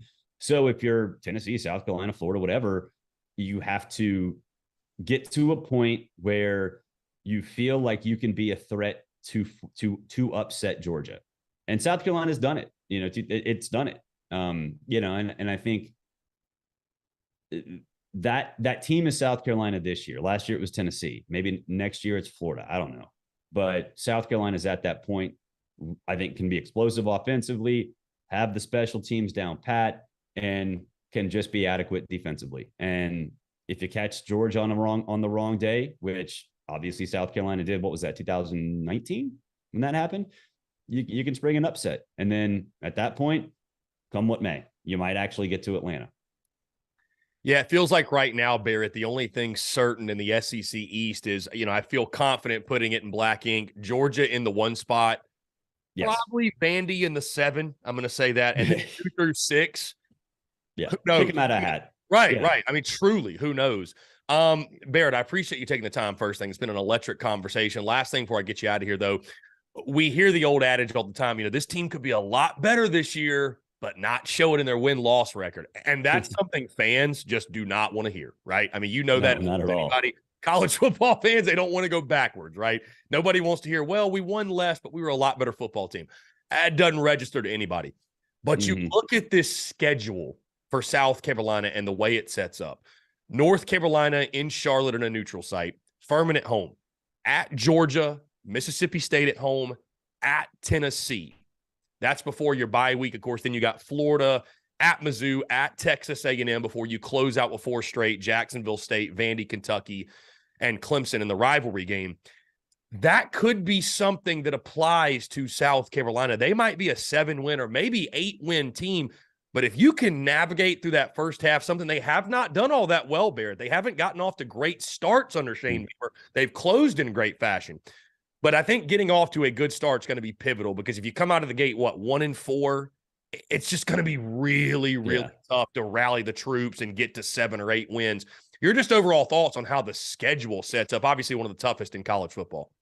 Well, yeah, I mean, I think it's interesting because you can obviously Drake May in North Carolina, that's problematic. I mean, what a great quarterback battle, though. That's going to be awesome. And obviously Clemson, another power. You get 2 Power 5 opponents. You kind of have to be stuck in that situation sometimes if you're South Carolina, and it sucks. I get it. And I think the biggest thing, or not the biggest thing, I think North Carolina is the biggest thing, but you get Mississippi State out of the West as your rotator. Not that big of a deal. It just isn't. And then obviously you probably have the 6 and 7 teams in the SEC West on your schedule, or 5 and or the 5th and the 7th, which, I mean, that's fine. So if you take care of business in your cross division games, maybe split North Carolina, Clemson, and then win the rest of the out of conference, which is going to happen, you're going to be all right. And the record's not going to change all that much. If you if you're not ready for North Carolina and Drake May light you up, and you can't get, Saul Cade Klubnik and Clemson, and the road games, especially in September, come back and bite you. Yeah, you might be a situation where you're 6-6, and on paper it looks disappointing, but it might not be in reality. So it kind of works. It can work both ways for South Carolina. I would kind of split it in half and say, all right, it's probably going to be somewhere in the middle. But yeah, South Carolina might be in a situation, like you said, where wins and losses, it does not look like you've improved, but in reality you have. Most, Barrett, want to label that season opener against North Carolina as the most important game of the season, and it feels kind of, I don't know, kind of putting all the chips in on the first game of the year. So much can happen. Teams can get better, but that is going to be a big tone setter in this season. Would you agree, disagree? Is there one game, I don't know if you looked at the schedules, is there one game you'd kind of highlight and say, this is the one they need to have this year to have a successful season? Yeah, I think it's Tennessee, which is September 28th, whatever the last Saturday in September is. September 30th. I think September 30th. And I think obviously, on the road's big, but if South Carolina struggles early, that's like the swing game, right? Struggling is possible. The schedule sets up, it can happen. But it's a revenge game for Tennessee. It's in Knoxville. It's a game that sort of sets up what the final 2 months can be. And I think it works that way for Tennessee as well, the way Tennessee schedule is built out. So I think that's a critical game for both. And the winner of that game can, I think, get to a point where it's making one of the top bowls in the SEC, maybe a Florida Bowl. It can also go south real quick for the loser of that game. So Tennessee is the most important. Obviously, you want to beat North Carolina, beat Georgia. That Tennessee game, that's the one you look at and you say, what are we really? And that goes for both teams. So I think that's the big one. Barrett Sallee of CBS Sports. Check out all his work. Barrett, let everybody know where they can find you. I know you do a Sirius XM show as well. Just let everyone know where they can check out all your work. Yeah, Sirius XM on Sunday mornings. Download the CBS Sports app. Watch CBS Sports HQ, the over-the-top streaming network that we have, which is actual sports news, and we don't yell at each other nonstop, which, I mean, that's other networks do that. So and find me on all the social media outlets at Barrett Sallee, Instagram, Twitter's kind of, everyone yells at each other on Twitter, but Instagram's a little more fun. Barrett, appreciate you taking the time, man. Let's definitely do it again soon. Yeah, man. Thanks for having me. Guys, that was our conversation with Barrett Sallee. Hope you all enjoyed. Really, really great stuff. Some great nuggets in that convo, and appreciate Barrett Sallee taking the time. Guys, we're going to jump into a quick break, but on the other side, our Q&A Power Hour. I want to hear from you, 843-790-3377. Your questions, comments, calls, and more. On the other side of this break, you're tuned in to the Daily Crow. Attention all Gamecocks seafood lovers. Are you tired of searching for the freshest seafood in town?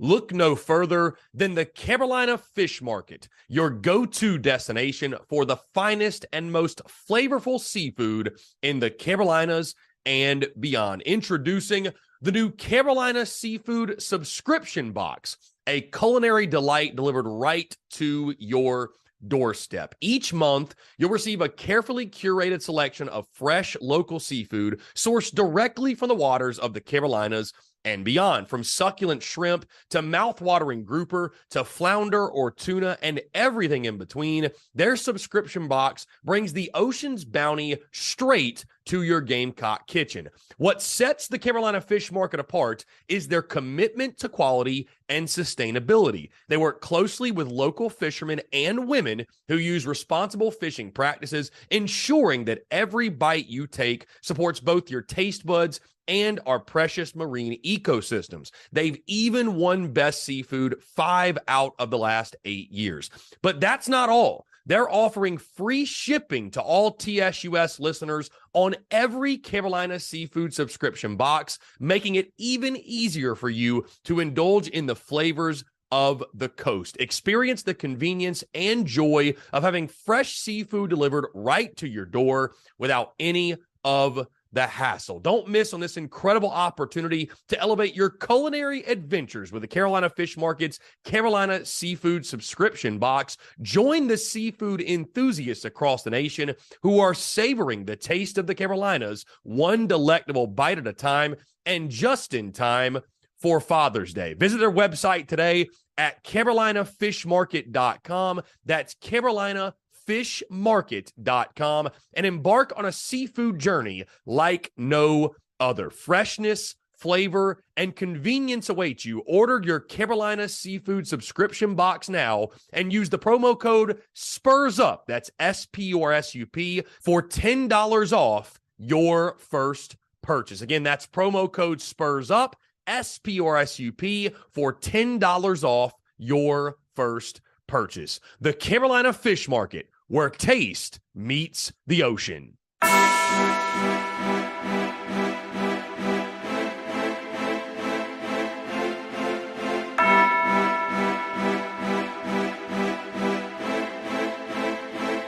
Marshall Dougie, ho.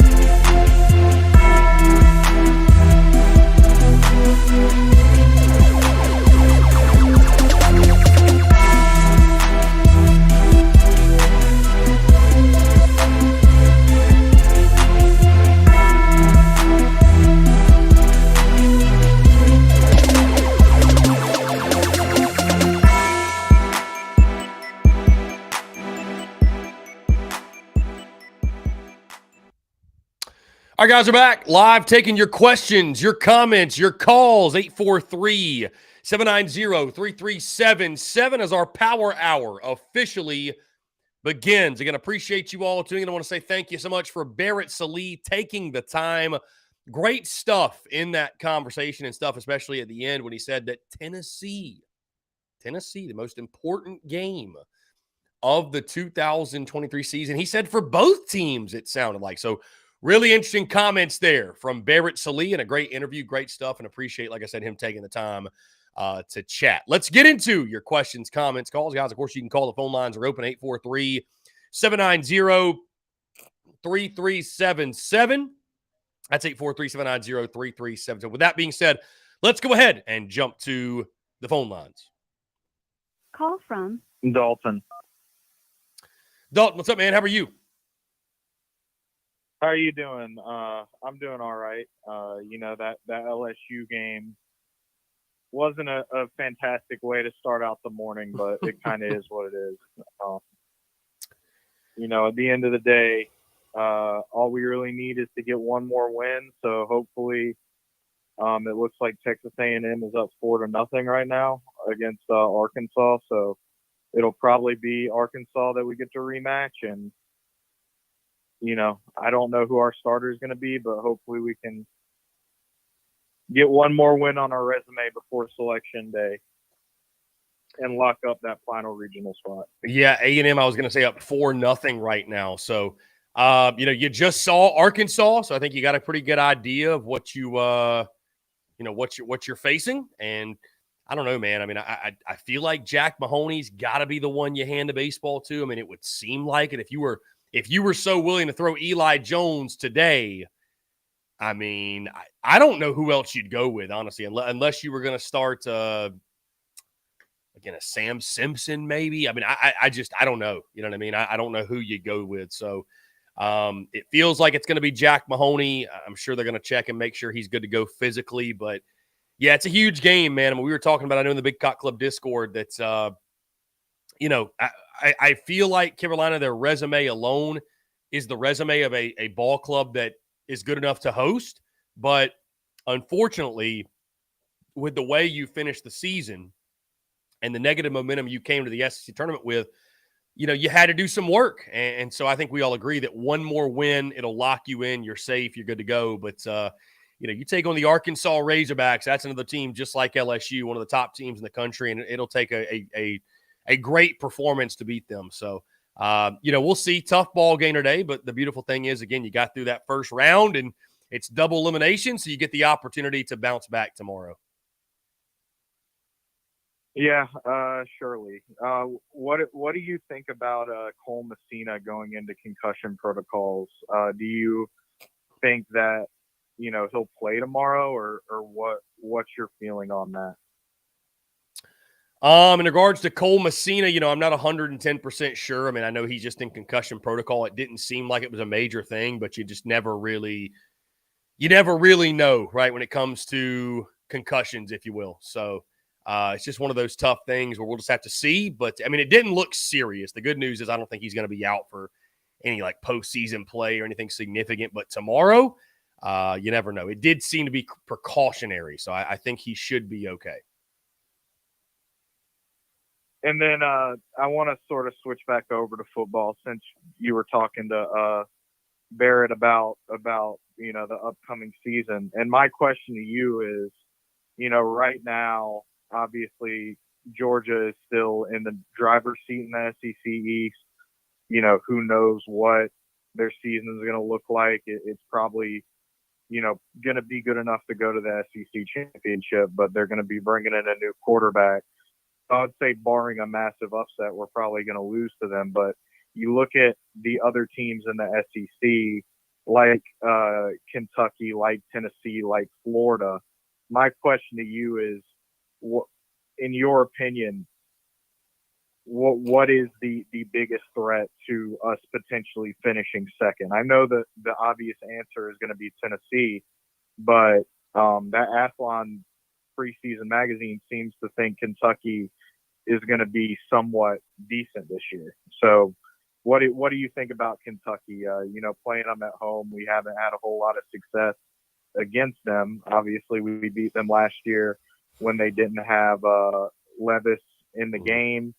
Win's a win, though. So I'm just wondering what you're feeling on sort of the biggest matchups that we're going to have to win, in order to lock up that number 2 spot like we want to this year. Yeah, well, first thing, I think you're right. I feel confident in heavy black ink, of course, putting Georgia number 1. I'd say probably Vandy number 7.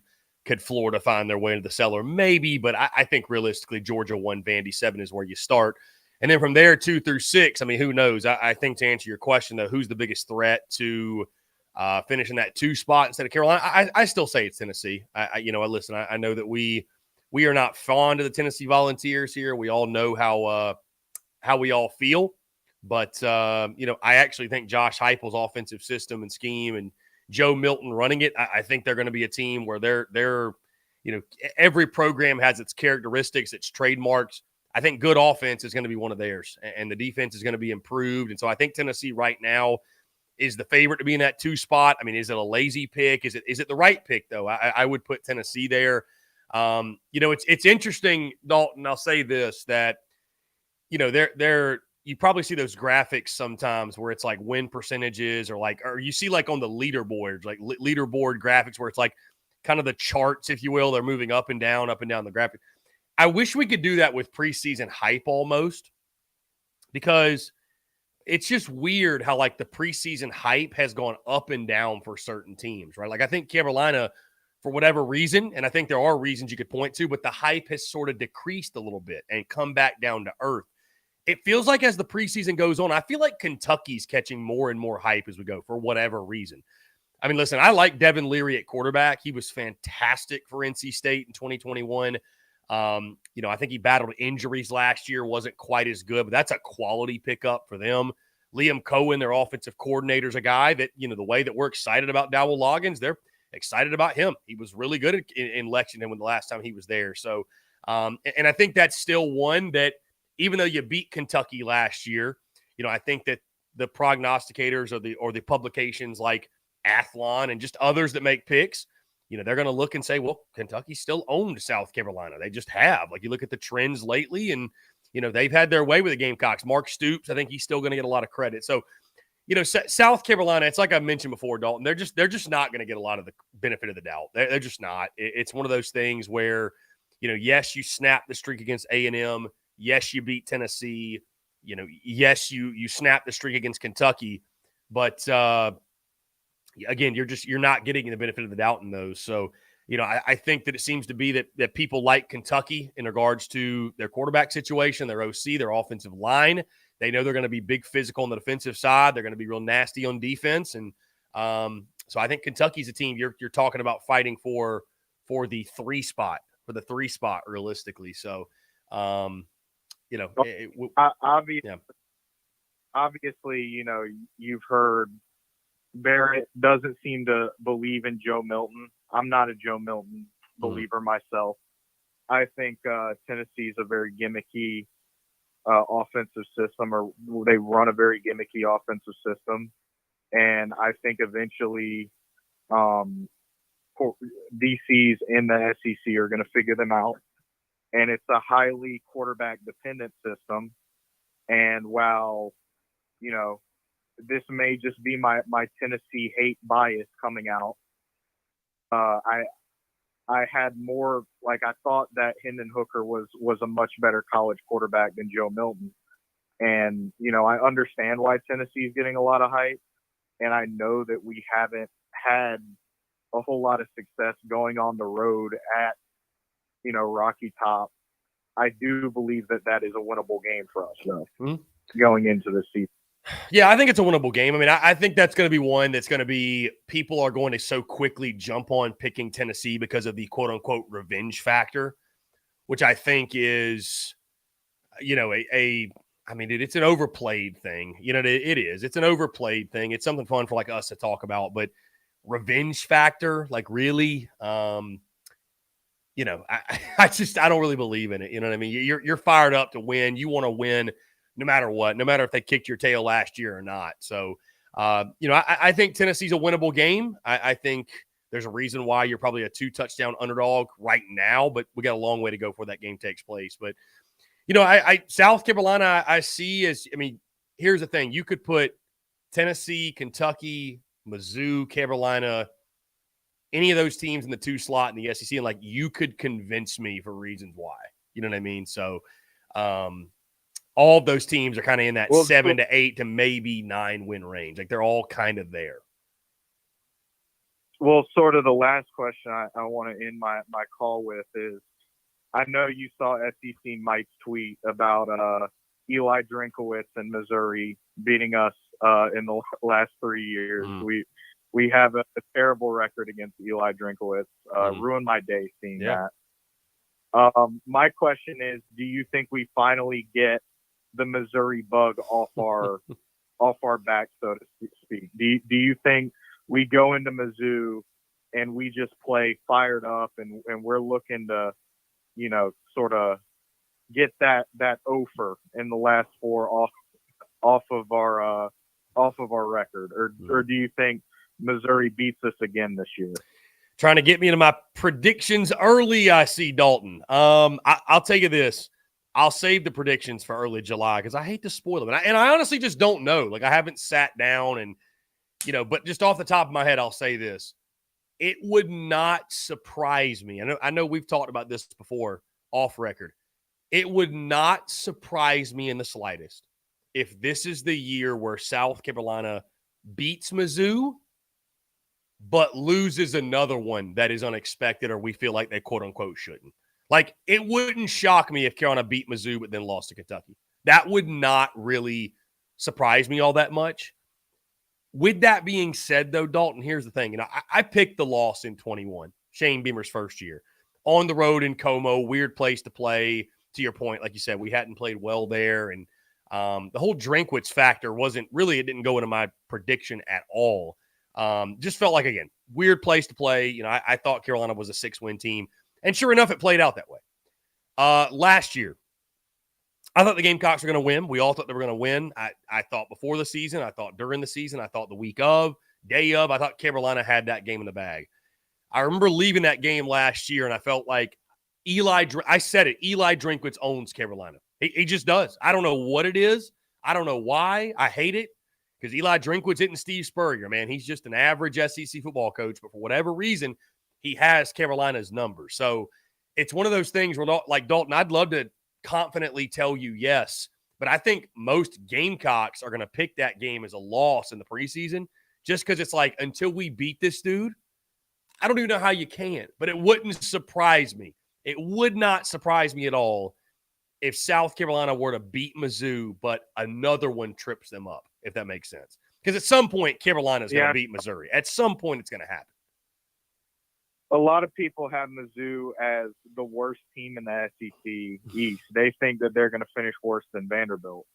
I don't necessarily see it, but,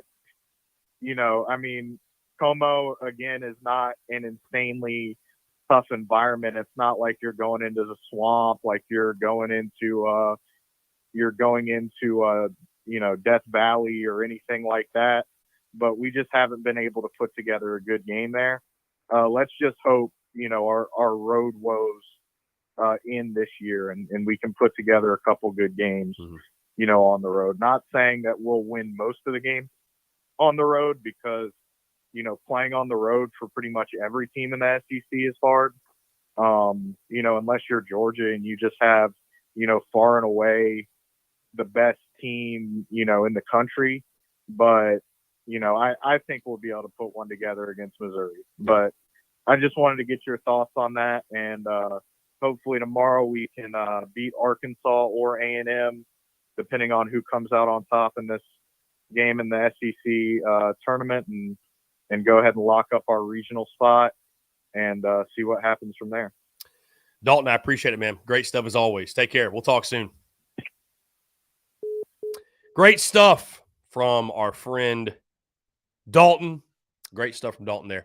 And I'll say this too, as Dalton was just talking, I was just thinking, I don't think there's a Gamecock fan out there who believes that South Carolina should lose to Missouri. There's not a single one out there. But I think what you have to, one of the things where people get so lost in predictions, and hey, you're a fan, you're just a fan. Like, you don't have to listen to anything I'm saying, right? Coming into the season thinking we're going to go 15-0 and have that mindset, totally fine. But speaking to those who are Gamecocks and maybe want to try to predict this thing, I think what has happened over the since the Spurrier era, here's what I think the Spurrier era did. The Spurrier era did this to a lot of Gamecock fans, okay? The Spurrier era created this thought process amongst a lot that wear garnet and black, that the University of South Carolina's football program is now all of a sudden miles ahead of folks like Missouri. It's miles ahead of folks like Kentucky. It should be beating Florida on a regular basis. It should be beating Tennessee on a regular basis. Or miles ahead of even some mid-tier teams in the SEC West as well. And guys, as we sit right now, we're trying to get back to what Carolina football was 10-13, those dominant teams. But that's not what Carolina football is right now. So speaking on like losing to Mizzou or speaking on losing to Kentucky, like those are conversations that at one point were ridiculous. Those are conversations that were at one point foolish. They are no longer those types of conversations. Like if I were to sit here and tell you guys my bold prediction, you know what? I think Kentucky with Devin Leary, Liam Cohen is going to beat South Carolina. Is it bold because the game is at Williams-Brice Stadium? Yes. But guys, I'll be honest, that's not even that bold of a pick. It's just not. Not anymore. It used to be. But with the program Mark Stoops has built, like literally they're winning 7-8 games a year, sometimes more. That's not a game. And then you look at Missouri. I mean, nobody thinks Carolina should lose that game, but the Mizzou streak has turned into what the Kentucky streak was, where it's like it's this opponent that, for whatever reason, Carolina fans feel that South Carolina football is so far ahead of Mizzou. And I mean, they're not based off what happens on the field. I mean, maybe in NIL space and financially and the stadium and facilities, and that's all fine and dandy. But like until it happens on the field, as Mark Kingston likes to say, you just got to tip your cap. I mean, you just have to tip your cap. So Carolina is not to a point. Like a lot of people got so spoiled and kind of lost in the sauce in the Spurrier era, where this was this thought of like, oh, we're above these other teams. Like that was true at that point. But guys, right now, Carolina, there's, we'll put it this way. There's Georgia. There's tiers of this thing, right? There's Georgia. There's Alabama. There's LSU, right? They're above everybody else. Then I think you have a Tennessee. I know the Gamecocks beat them. And you know what? I'll throw Tennessee in here for fun. But teams like Tennessee, Missouri, Kentucky, maybe even Florida you could throw in there, Mississippi State, Ole Miss, Auburn right now, Arkansas. Like these teams, you just all kind of shake them up. They could finish in any order. These are all like your 6 to 8 win teams. They're all very close to each other. So like thinking Carolina could lose to Kentucky, it's not that outrageous. Thinking they could lose to Mizzou, it's no longer outrageous. Guys, it's not even outrageous to think Carolina could lose to Florida because look at what happened last year. It's not that outrageous. Like all of these teams, their best games are good enough to beat anybody in this conference. Their worst games are like what we saw Carolina do against Florida. And they're somewhere in the middle are good enough to give anybody a headache on any given Saturday. That's what makes the SEC what it is. But I think what happened in the Spurrier era, a lot of Gamecock fans just, again, got lost in the sauce. And like now it's like you got to kind of come to grips that these are very losable games.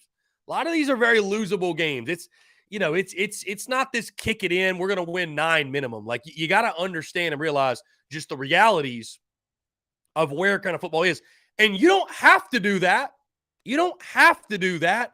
But if you don't, you are going to get a very rude awakening each and every single football season. It's tale as old as time. It happens every single year. Yours truly preaches and preaches and preaches and preaches to no avail because we still come into every season. People still lose their shit when they really, honestly, guys, shouldn't. They lose their shit when they shouldn't. And we have crazy therapy Mondays and we'll have crazy post-game call-in shows and we have crazy texts and voicemails. But like, if you think about it realistically, I mean, yeah, Carolina's on the same level right now as Kentucky. They're on the same level right now as Missouri. Like that's where South Carolina football is.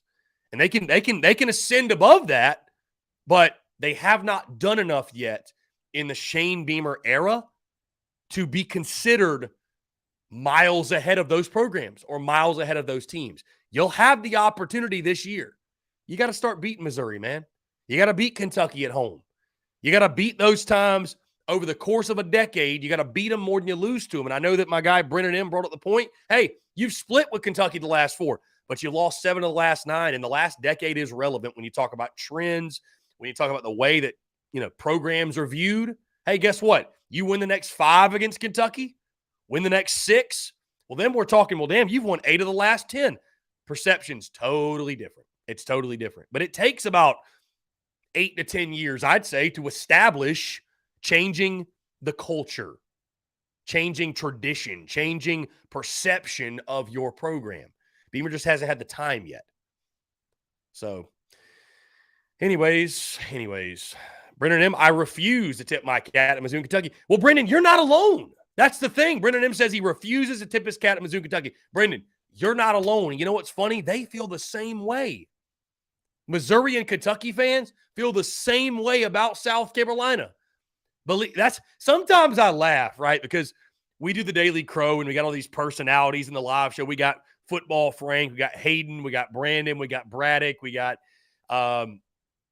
James Kendall, Brewwood Nation, Brendan M., all kinds of people, John Edward. And I think to myself, there are like this same, it's almost like thinking about a parallel universe. Like there's a James Kendall, but a Missouri fan, James Kendall. There's a Brendan M., but a Florida fan, Brendan M. There's a Brewwood Nation, but he's a Kentucky fan. Like these same people exist. They say almost the same exact things. They love their team the same, which is why the SEC is the best. It's the greatest.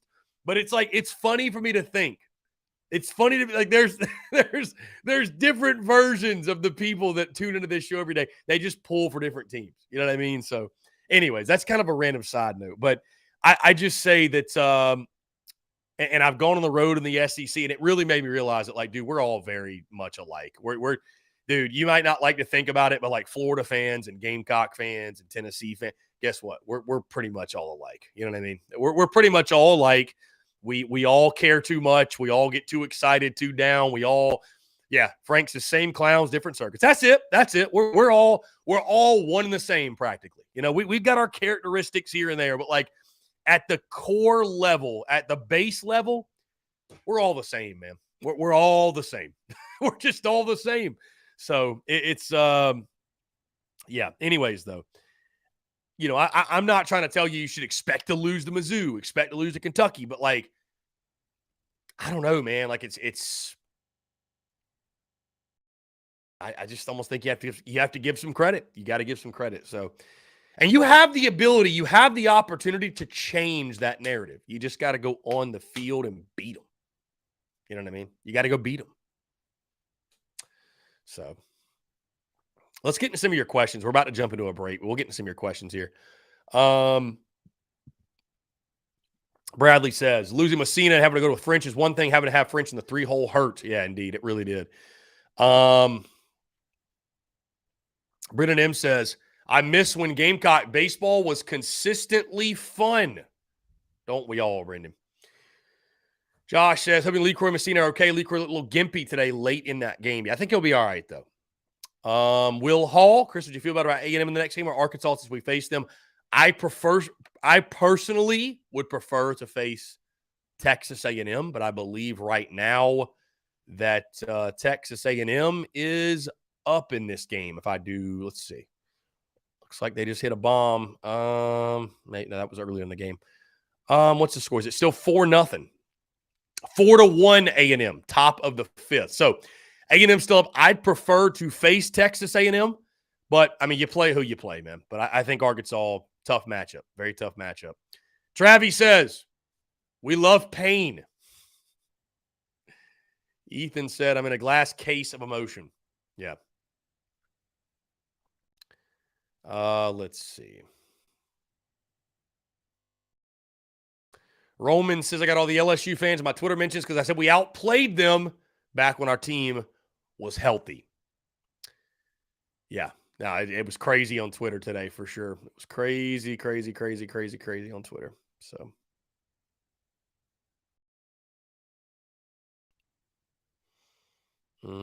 Hayden Yu says maybe Mahoney or Becker. I think they go Jack Mahoney tomorrow. I do. I think it's Jack Mahoney. I just don't know who else you'd go with. I'll be honest with you. I don't know who else you go with. I really don't. I don't know who else you would roll with in that scenario. So, guys, let's get into another break. On the other side, we'll continue on with your questions, your comments, your calls, and more. You're tuned in to the Daily Crow. Attention all Gamecock seafood lovers. Are you tired of searching for the freshest seafood in town? look no further than the Carolina Fish Market, your go-to destination for the finest and most flavorful seafood in the Carolinas and beyond. Introducing the new Carolina Seafood Subscription Box, a culinary delight delivered right to your doorstep. Each month, you'll receive a carefully curated selection of fresh local seafood sourced directly from the waters of the Carolinas and beyond. From succulent shrimp to mouth-watering grouper to flounder or tuna and everything in between, their subscription box brings the ocean's bounty straight to your Gamecock kitchen. What sets the Carolina Fish Market apart is their commitment to quality and sustainability. They work closely with local fishermen and women who use responsible fishing practices, ensuring that every bite you take supports both your taste buds and our precious marine ecosystems. They've even won Best Seafood 5 out of the last 8 years.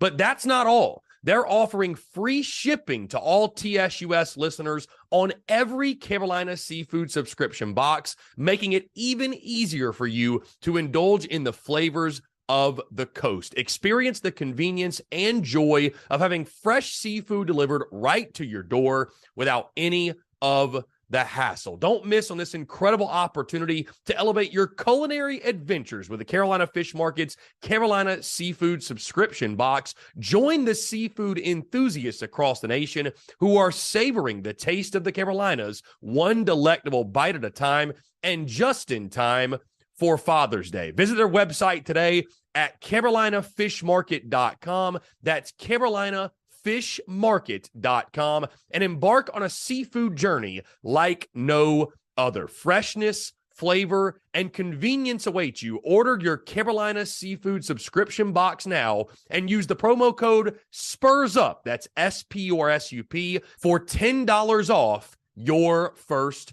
purchase. Again, that's promo code SPURSUP, SPURSUP, for $10 off your first purchase. The Carolina Fish Market, where taste meets the ocean.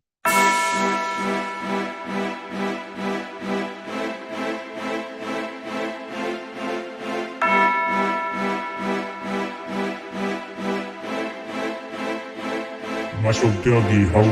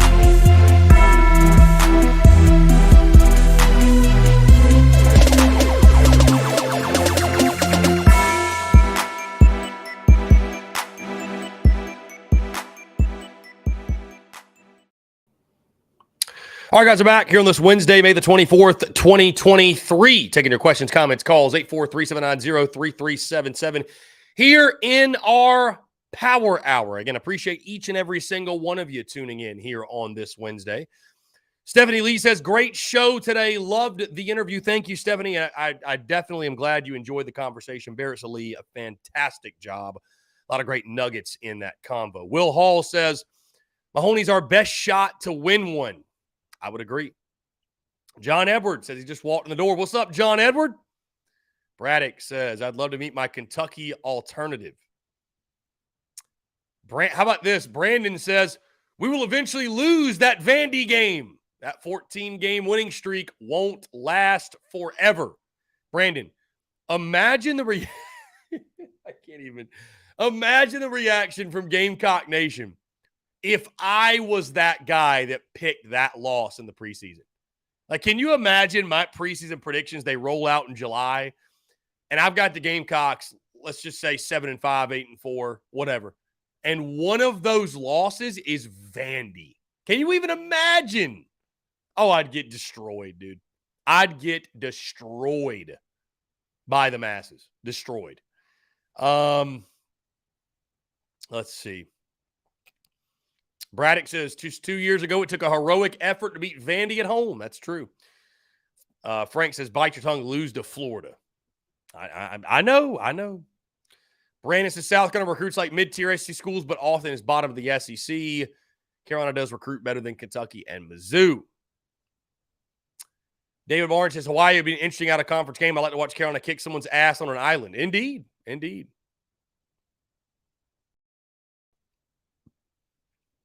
Brewer Nation said, we ain't beating Georgia. Lynn Turner says, I didn't enjoy playing at Georgia Tech. The stadium was terrible, not enough seats, and not comfortable. Brendan says, BCC is a blast. Appreciate you, Brendan. Thank you for that. I think we had a couple of texts here. Let me see. Panic Ritter texted in and just said, thank you for calling me Panic Ritter. Okay. Also had a text, what are the chances Sanders goes on the bump tomorrow? I think 0. I think he's not ready yet.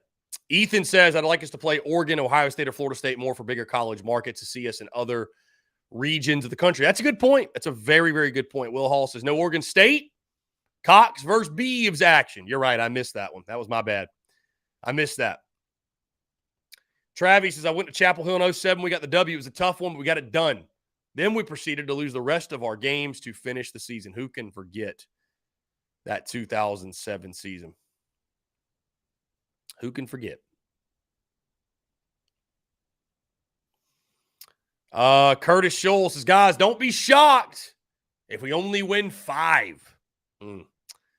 That was during the Athlon Sports Rundown. Jacob E., did you see another Georgia player was arrested on driving charges? They're out of control. It's crazy.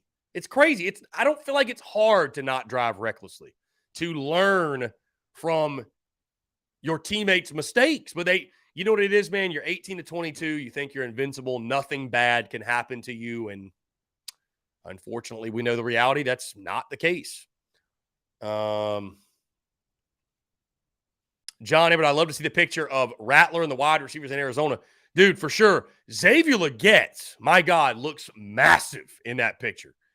I don't know what he's been doing. Luke Day's weightlifting regiment is working, folks, because, I mean, that dude looks swole. Looks big. He looks bigger than Trey Knox, which is crazy. Crazy.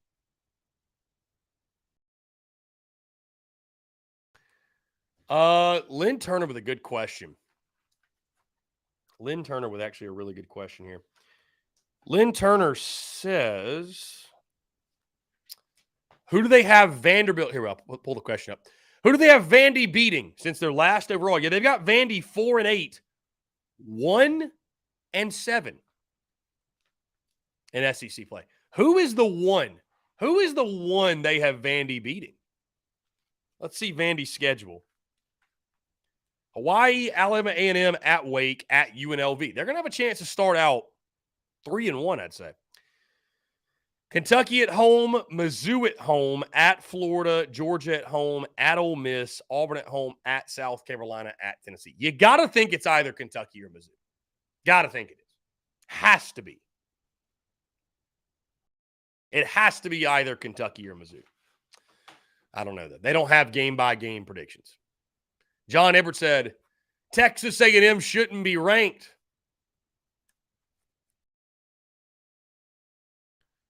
Let's see. Austin Gregory says, Vandy will beat Kentucky. Okay. Austin Gregory also says, assuming we don't make it out of the regional, because it isn't like we will, do you have dream candidates in mind for the vacancy? I don't, Austin, as of now. I'm gonna wait till we have to have that discussion. I'm not gonna have that discussion early, if that makes sense, my guy. I'm gonna wait. I'm gonna wait on that one. So if you don't mind, I'm gonna hold off. I just really don't have candidates. Who's available, Austin, also? Like, who's available, right? I mean, I don't know. So John Everett says Vandy beats Florida. Okay. Vandy beats Florida. Brendan M. comments and says, this would be the year we beat Mizzou, Kentucky, Tennessee, and Clemson, but lose to Vandy and Mississippi State at home. You're not wrong, Brendan. You're not wrong. Again, guys, 843-790-3377. Again, this is your Power Hour. We're taking your questions, comments, calls. Checking in on the SEC tournament. Checking in on the SEC tournament. Let's see. 4-1. Aggies up on Arkansas going to the 6th inning. So it looks like Carolina could be taking on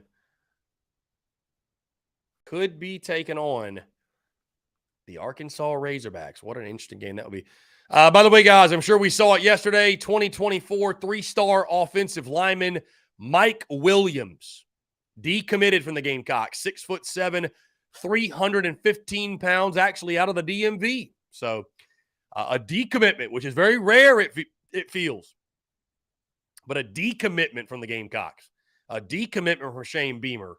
Mike Williams no longer committed to South Carolina. So we will see if he changes his mind. But, it happens, man. It's recruiting.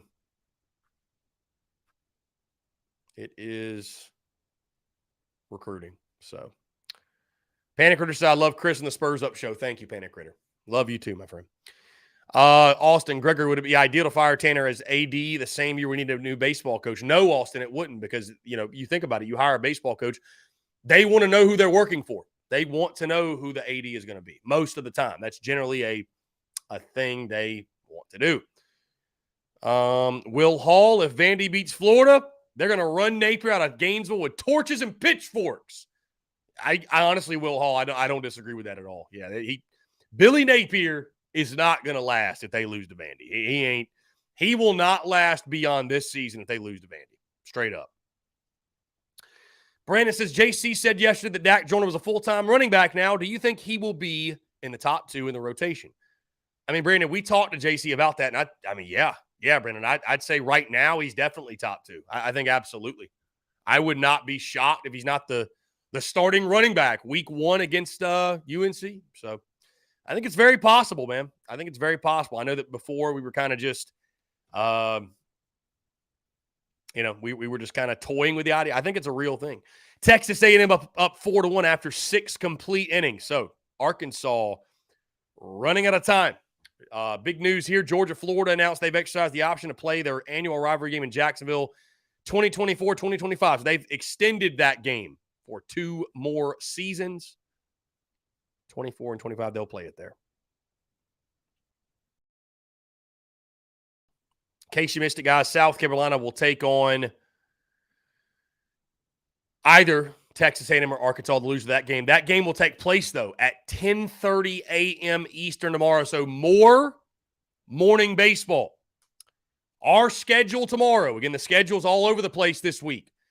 As of now, unless he hits me up with a different message, no Mark Ryan. No Mark Ryan.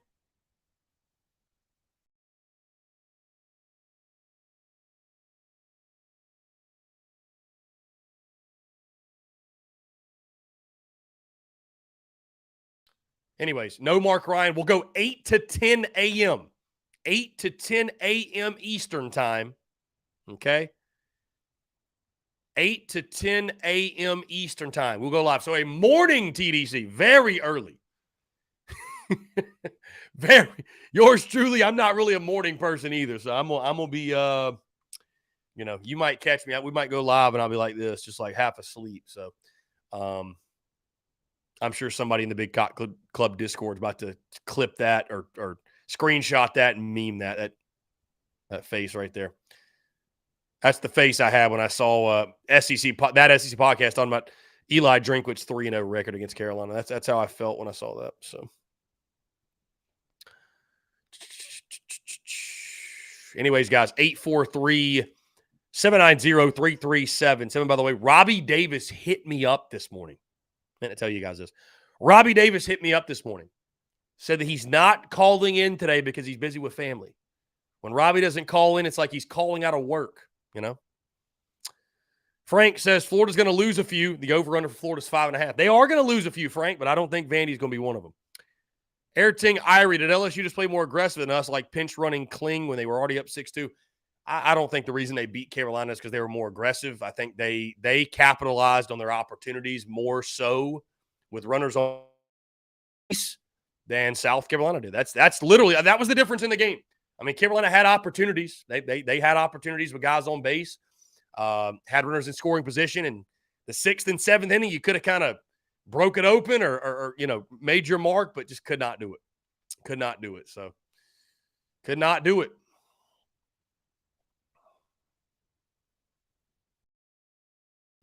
Let's see.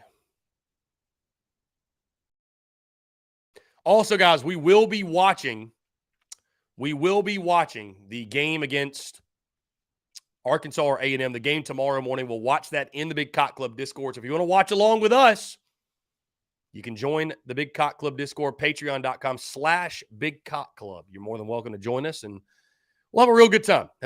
It's always a lot of fun, and looking forward to rocking with you guys in the Discord yet again tomorrow. Also, guys, really excited, tsus.store. We are revamping the store. That release should happen over the next few weeks, but looking forward to it, guys. We are going to just completely enhance everything we're doing, from the merchandise itself to the aesthetics and the view and the efficiency of the online store, the way we have things laid out. Also, what is included with shipments, the entire customer experience. Really looking forward to it, man. It's going to be a game changer for our merchandise, a game changer for the online store. Cannot wait for you guys to see it. Irting Irie, Carolina's now 2-10 all-time against LSU in the SEC tournament. Not good. James Kendall, we need to make an even bigger and better Hall of Fame plaque for Robbie. Let's do it, man. You can get to work on that, James. That's your homework assignment. Didn't know you were setting yourself up for that, did you? That's your homework assignment, James. Brendan says the BCC, if you're not in it, you're just small. You're just small, says Brendan M. Okay. Let's see.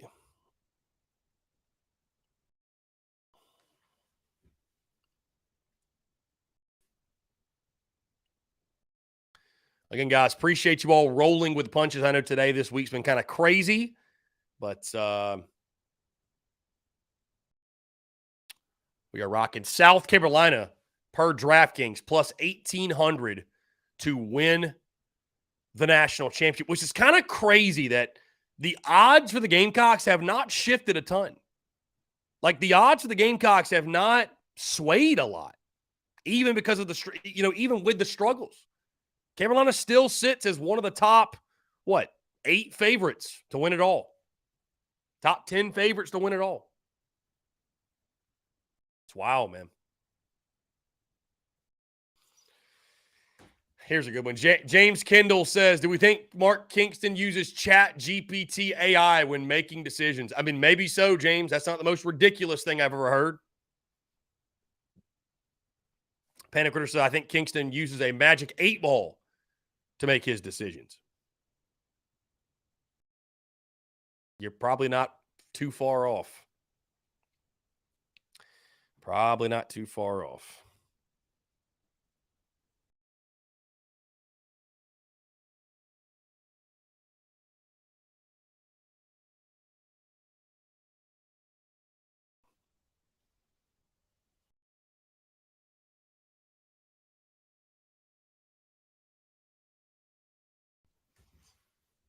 He calls Robbie Davis, Frank says.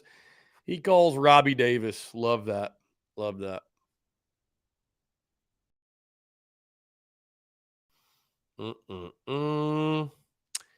Guys, don't look now, by the way, but it's around the corner.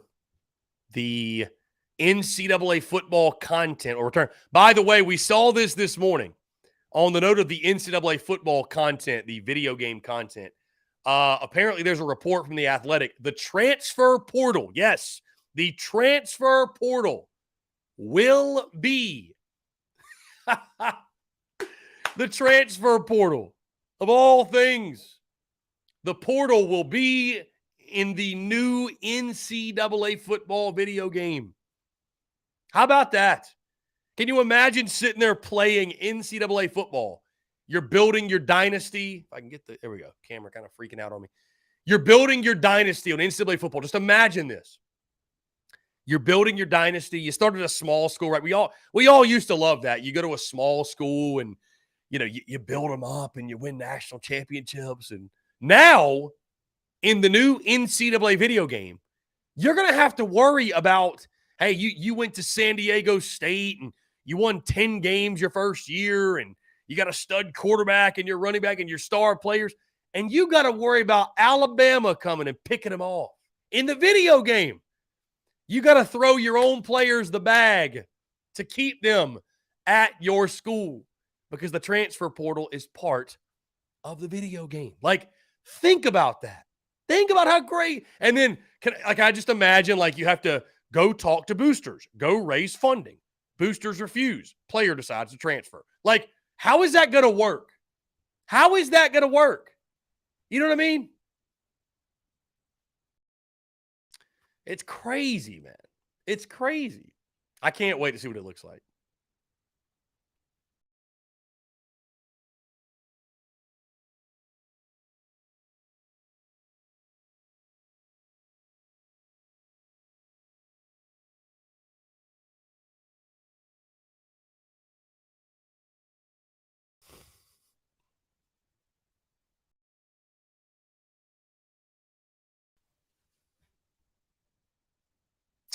Austin Gregory says, BGB, Big Game Boomer, has Jordan Burch ranked in his top 15 defensive linemen.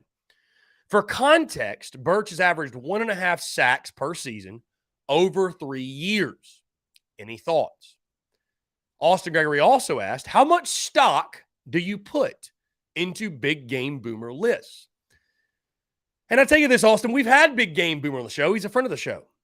And I think that Big Game Boomer and I are on good terms as far as I know. I know he had some comments at one point. I think we're fine, though. He follows us. We follow him. All good. In regards to his lists, right? And thank you for the question, Austin.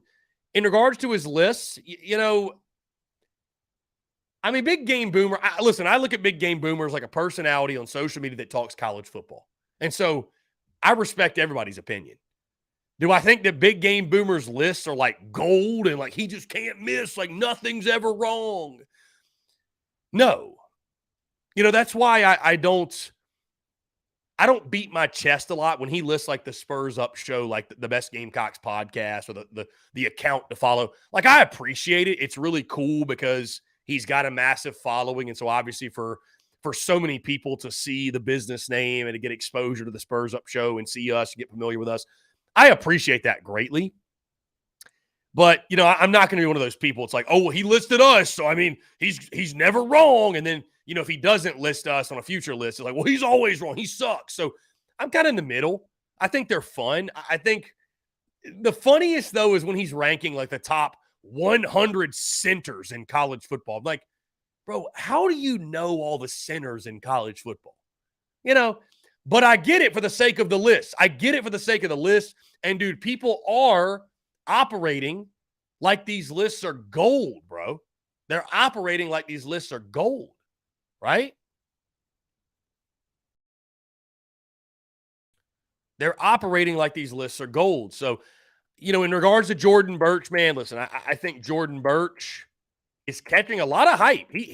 Jordan Birch is catching a lot of hype heading into the 2023 season. He is, right? For Oregon specifically. I think Birch is a guy that, and I didn't see the defensive line list, by the way. I see linebackers. I see corners. Let's see. Yeah, okay, edge rushers. Yeah, he's 15th. 15th on the list. I think Birch is a guy that no matter where he goes or what he does, his hype is always going to follow him. The biggest question with Birch is, can he deliver on hype? I mean, that's been the biggest question during his time in Columbia. The answer was no. And I don't care what any slapdick on Twitter wants to tell you. There's a lot of slapdicks. There's this pocket of slapdicks that, want to insinuate that Jordan Birch lived up to any semblance of expectations he had for him. And guys, I went as far as last year after the season to give Jordan Birch credit for a job well done. He still didn't have a great year, but he finally was a productive player for the South Carolina defense, right? He was productive for the Gamecocks. But he wasn't recruited to be a productive player. He was recruited to be a star. He was a 5-star. He's the second highest rated signee in the history of South Carolina football. And my biggest thing is listen, I'm all for it. I understand. People will say, well, he wasn't a Clowney type. He played at Hammond. He was a developmental player. Well, that's fine, but he shouldn't have been a 5-star then. He should not have received that rating. And I mean, this is something you can't say at the time, but I remember talking to a buddy of mine, him telling me, dude, I wouldn't have him as a 5-star. I don't think he is a 5-star. He's played against nobodies. He's played against private school skeeza kids. That's not a knock on him. It's just who he played against. So maybe the recruiting services did him dirty by setting unfair expectations. Maybe we did him dirty by setting unfair expectations.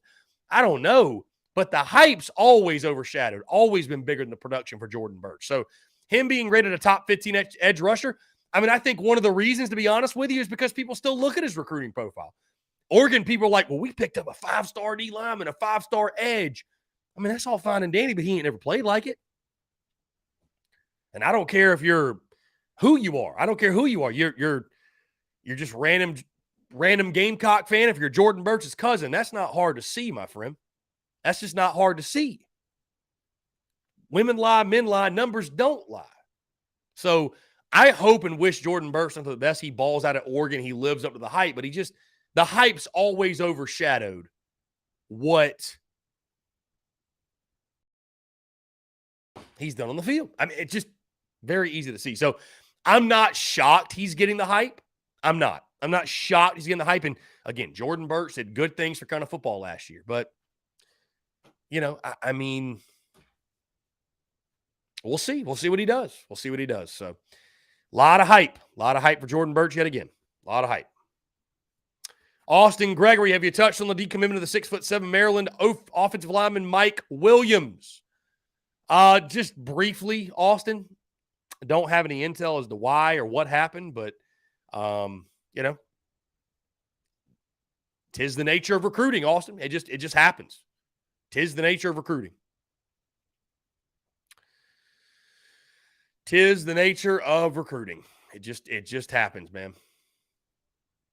And hey, you could blame Muschamp too for not molding Jordan Birch into a star or what have you. So, Austin Gregory, 1.5 sacks in the SEC will probably equate to 25 sacks in the Pac-10. I get the hype, I suppose. I mean, again, dude, this is not hate on Jordan Birch Day, right? That's not what this is. But I don't feel like we got what we hoped to. Maybe we set unfair expectations. I mean, maybe we did. Maybe we set unfair expectations. That's totally reasonable to think. We do that. We're Gamecock fans. Sometimes we do that, but I don't know. Maybe he will ball out of Oregon. It'll be a good move for all parties involved. Guys, we're going to jump into one final break. On the side, we'll close things out with more of your questions, comments, calls, and more. On the other side, you're tuned in to the Daily Crow. Attention all Gamecocks seafood lovers. Are you tired of searching for the freshest seafood in town? Look no further than the Carolina Fish Market, your go-to destination for the finest and most flavorful seafood in the Carolinas and beyond. Introducing the new Carolina Seafood Subscription Box, a culinary delight delivered right to your doorstep. Each month, you'll receive a carefully curated selection of fresh local seafood sourced directly from the waters of the Carolinas and beyond. From succulent shrimp to mouth-watering grouper to flounder or tuna and everything in between, their subscription box brings the ocean's bounty straight to your Gamecock kitchen. What sets the Carolina Fish Market apart is their commitment to quality and sustainability. They work closely with local fishermen and women who use responsible fishing practices, ensuring that every bite you take supports both your taste buds and our precious marine ecosystems. They've even won Best Seafood 5 out of the last 8 years. But that's not all. They're offering free shipping to all TSUS listeners on every Carolina Seafood subscription box, making it even easier for you to indulge in the flavors of the coast. Experience the convenience and joy of having fresh seafood delivered right to your door without any of the hassle. Don't miss on this incredible opportunity to elevate your culinary adventures with the Carolina Fish Market's Carolina Seafood Subscription Box. Join the seafood enthusiasts across the nation who are savoring the taste of the Carolinas, one delectable bite at a time, and just in time for Father's Day. Visit their website today at carolinafishmarket.com. That's carolinafishmarket.com, and embark on a seafood journey like no other. Freshness, flavor, and convenience await you. Order your Carolina Seafood Subscription Box now and use the promo code SPURSUP, that's SPURSUP, for $10 off your first purchase. Again, that's promo code SPURSUP, SPURSUP, for $10 off your first purchase. The Carolina Fish Market, where taste meets the ocean.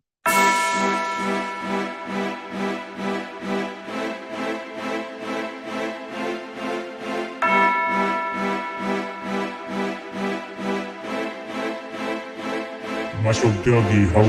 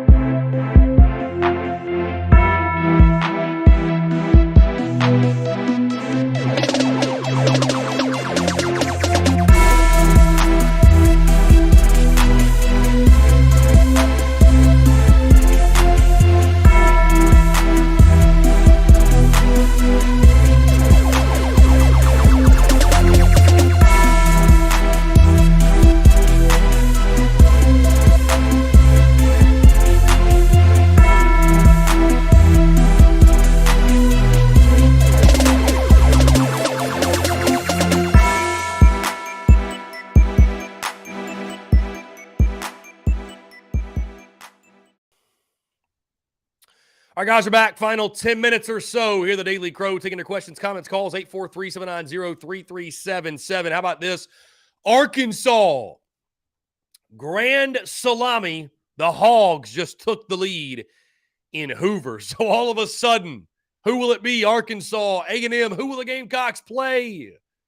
Who will the Gamecocks play? Well, we don't know yet. We don't know yet.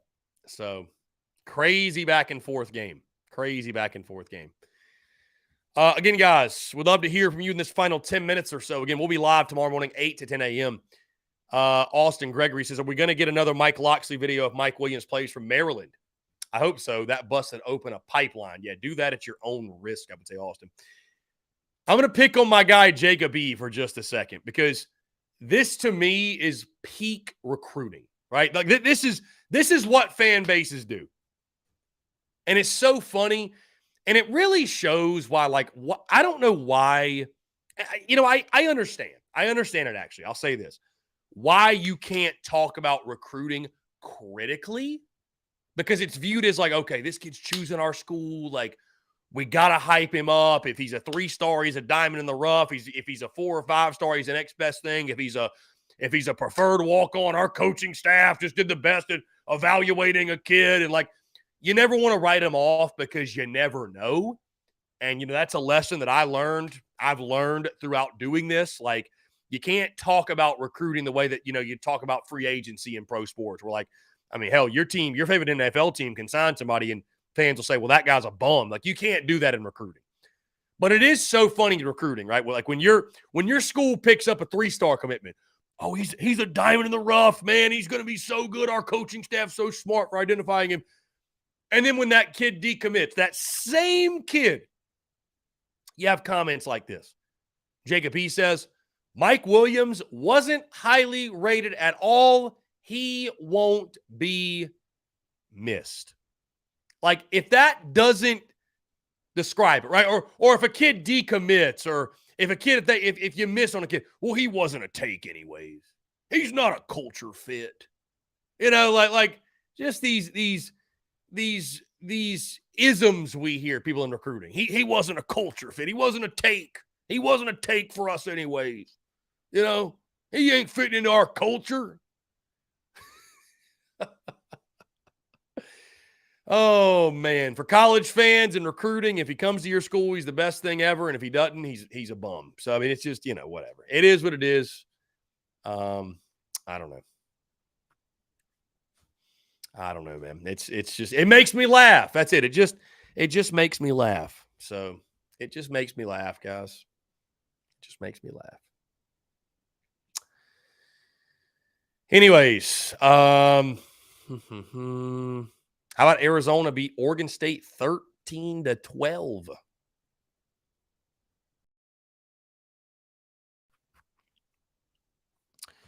In their tournament. Yeah, so bottom 7. Arkansas hits the grand slam 5-4 now. They lead. Arkansas leads.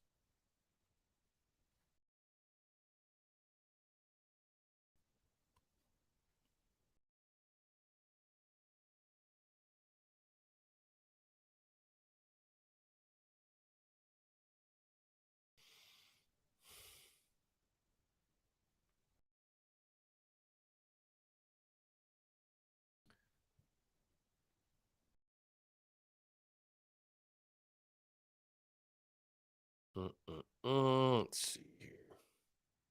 Okay. Travis says, I had to turn off baseball for a little bit. I hear you, Travis.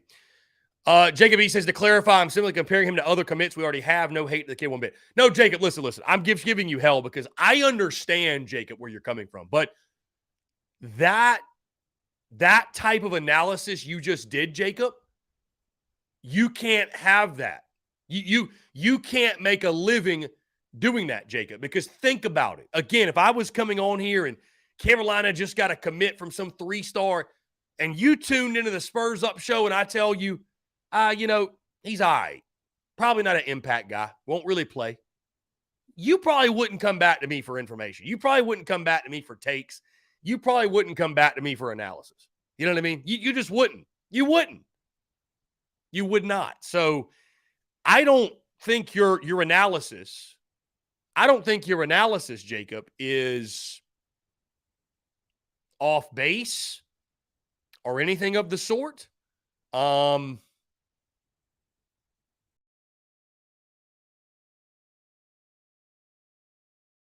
But anyways.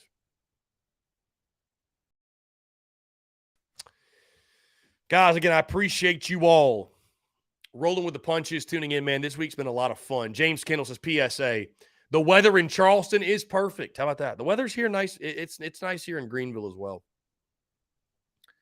It is nice here in Greenville, so. Crazy, man. Grand slam for the Hogs puts them ahead. So South Carolina looks like they might get Texas A&M, which would be fun because the Gamecocks haven't played them. And again, like I said, I think that I think that the matchup's a little bit better. I think the matchup's a little bit better for Carolina if they play A&M. John Ever says, it's nice here in McConnell's, South Carolina. Travis says, we've been young since 1892. That's right, Travis. And guess what, Travis? Hey, guess what, Travis? We've been young since 1892, and guess what? Guess what? We're young again this year. Yeah, that's right. We're young again, Travis. My buddy hit me this morning. Man, it's really going to depend on our young guys, our young players. Can our young guys step up? Travis, we're just young again, man. We're young again. We're young again, man. It's crazy. Carolina is the only team whose players just refuse to get older. They just refuse to get older. I don't know what it is. We told you about the bad luck, by the way, with the in-game interviews. Funny one, Texas A&M's coach was just telling them I have bad luck with interviews. Arkansas hits a pop-up, a foul ball pop-up, but in play, their outfielder misses the ball, and he just takes off this. I told you guys, bad luck. I'm telling you, it's a real curse, man. The in-game interview curse, I think, is a real thing. Panic Ritter says his birthday is next Thursday. Love that. Happy early birthday, Panic Ritter. Austin Gregory says, I can't wait to play Maryland in the new NCAA video game. I don't know who I'm ready to play, but dude, that new game, has there ever been more pressure on a video game? Like ever to perform? That is a game. The hype, I mean, you're going to have people taking a week off of work, man. The hype and excitement and the expectations for that video game has so much to live up to. It has so much to deliver. I mean, that is one that they better get it right. That's all I'm saying. They better get it right. They just confirmed today transfer portals in the game. You're going to have all the players in the game. And by God, if Carolina's new scoreboard's not in the game, if that scoreboard is still the old scoreboard with the crane and everything, they don't have the scoreboard, we riot. We riot. But I cannot wait for that video game. That's going to be awesome, dude. That's going to be awesome. Yeah, people are literally, like I said, going to take off a week of work to play it. The preseason simulation series will go to the moon. Really, no matter what. But if that game is what we hope it's going to be, dude, imagine when the first clips of gameplay start coming out. Dude, people are going to freak, bro. People are going to freak when that starts happening. It's going to be crazy. Can't wait. John Number says, love the hat. Thank you, sir. Had a buddy of mine, B2ATL in Columbia, a little vintage dealer that sold me this hat real good. I think he sold me this like $10, by the way. Like $10.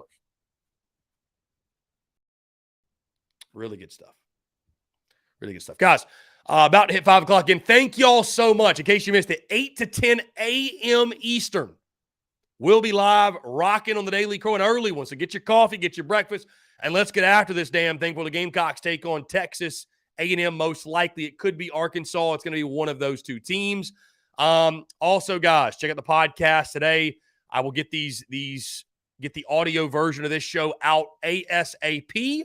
And, just stay tuned on the content bleeding out of the eyeballs. Again, guys, thank you all so much. Appreciate you all tuning in. Have a great rest of your Wednesday, and we will talk to you all tomorrow.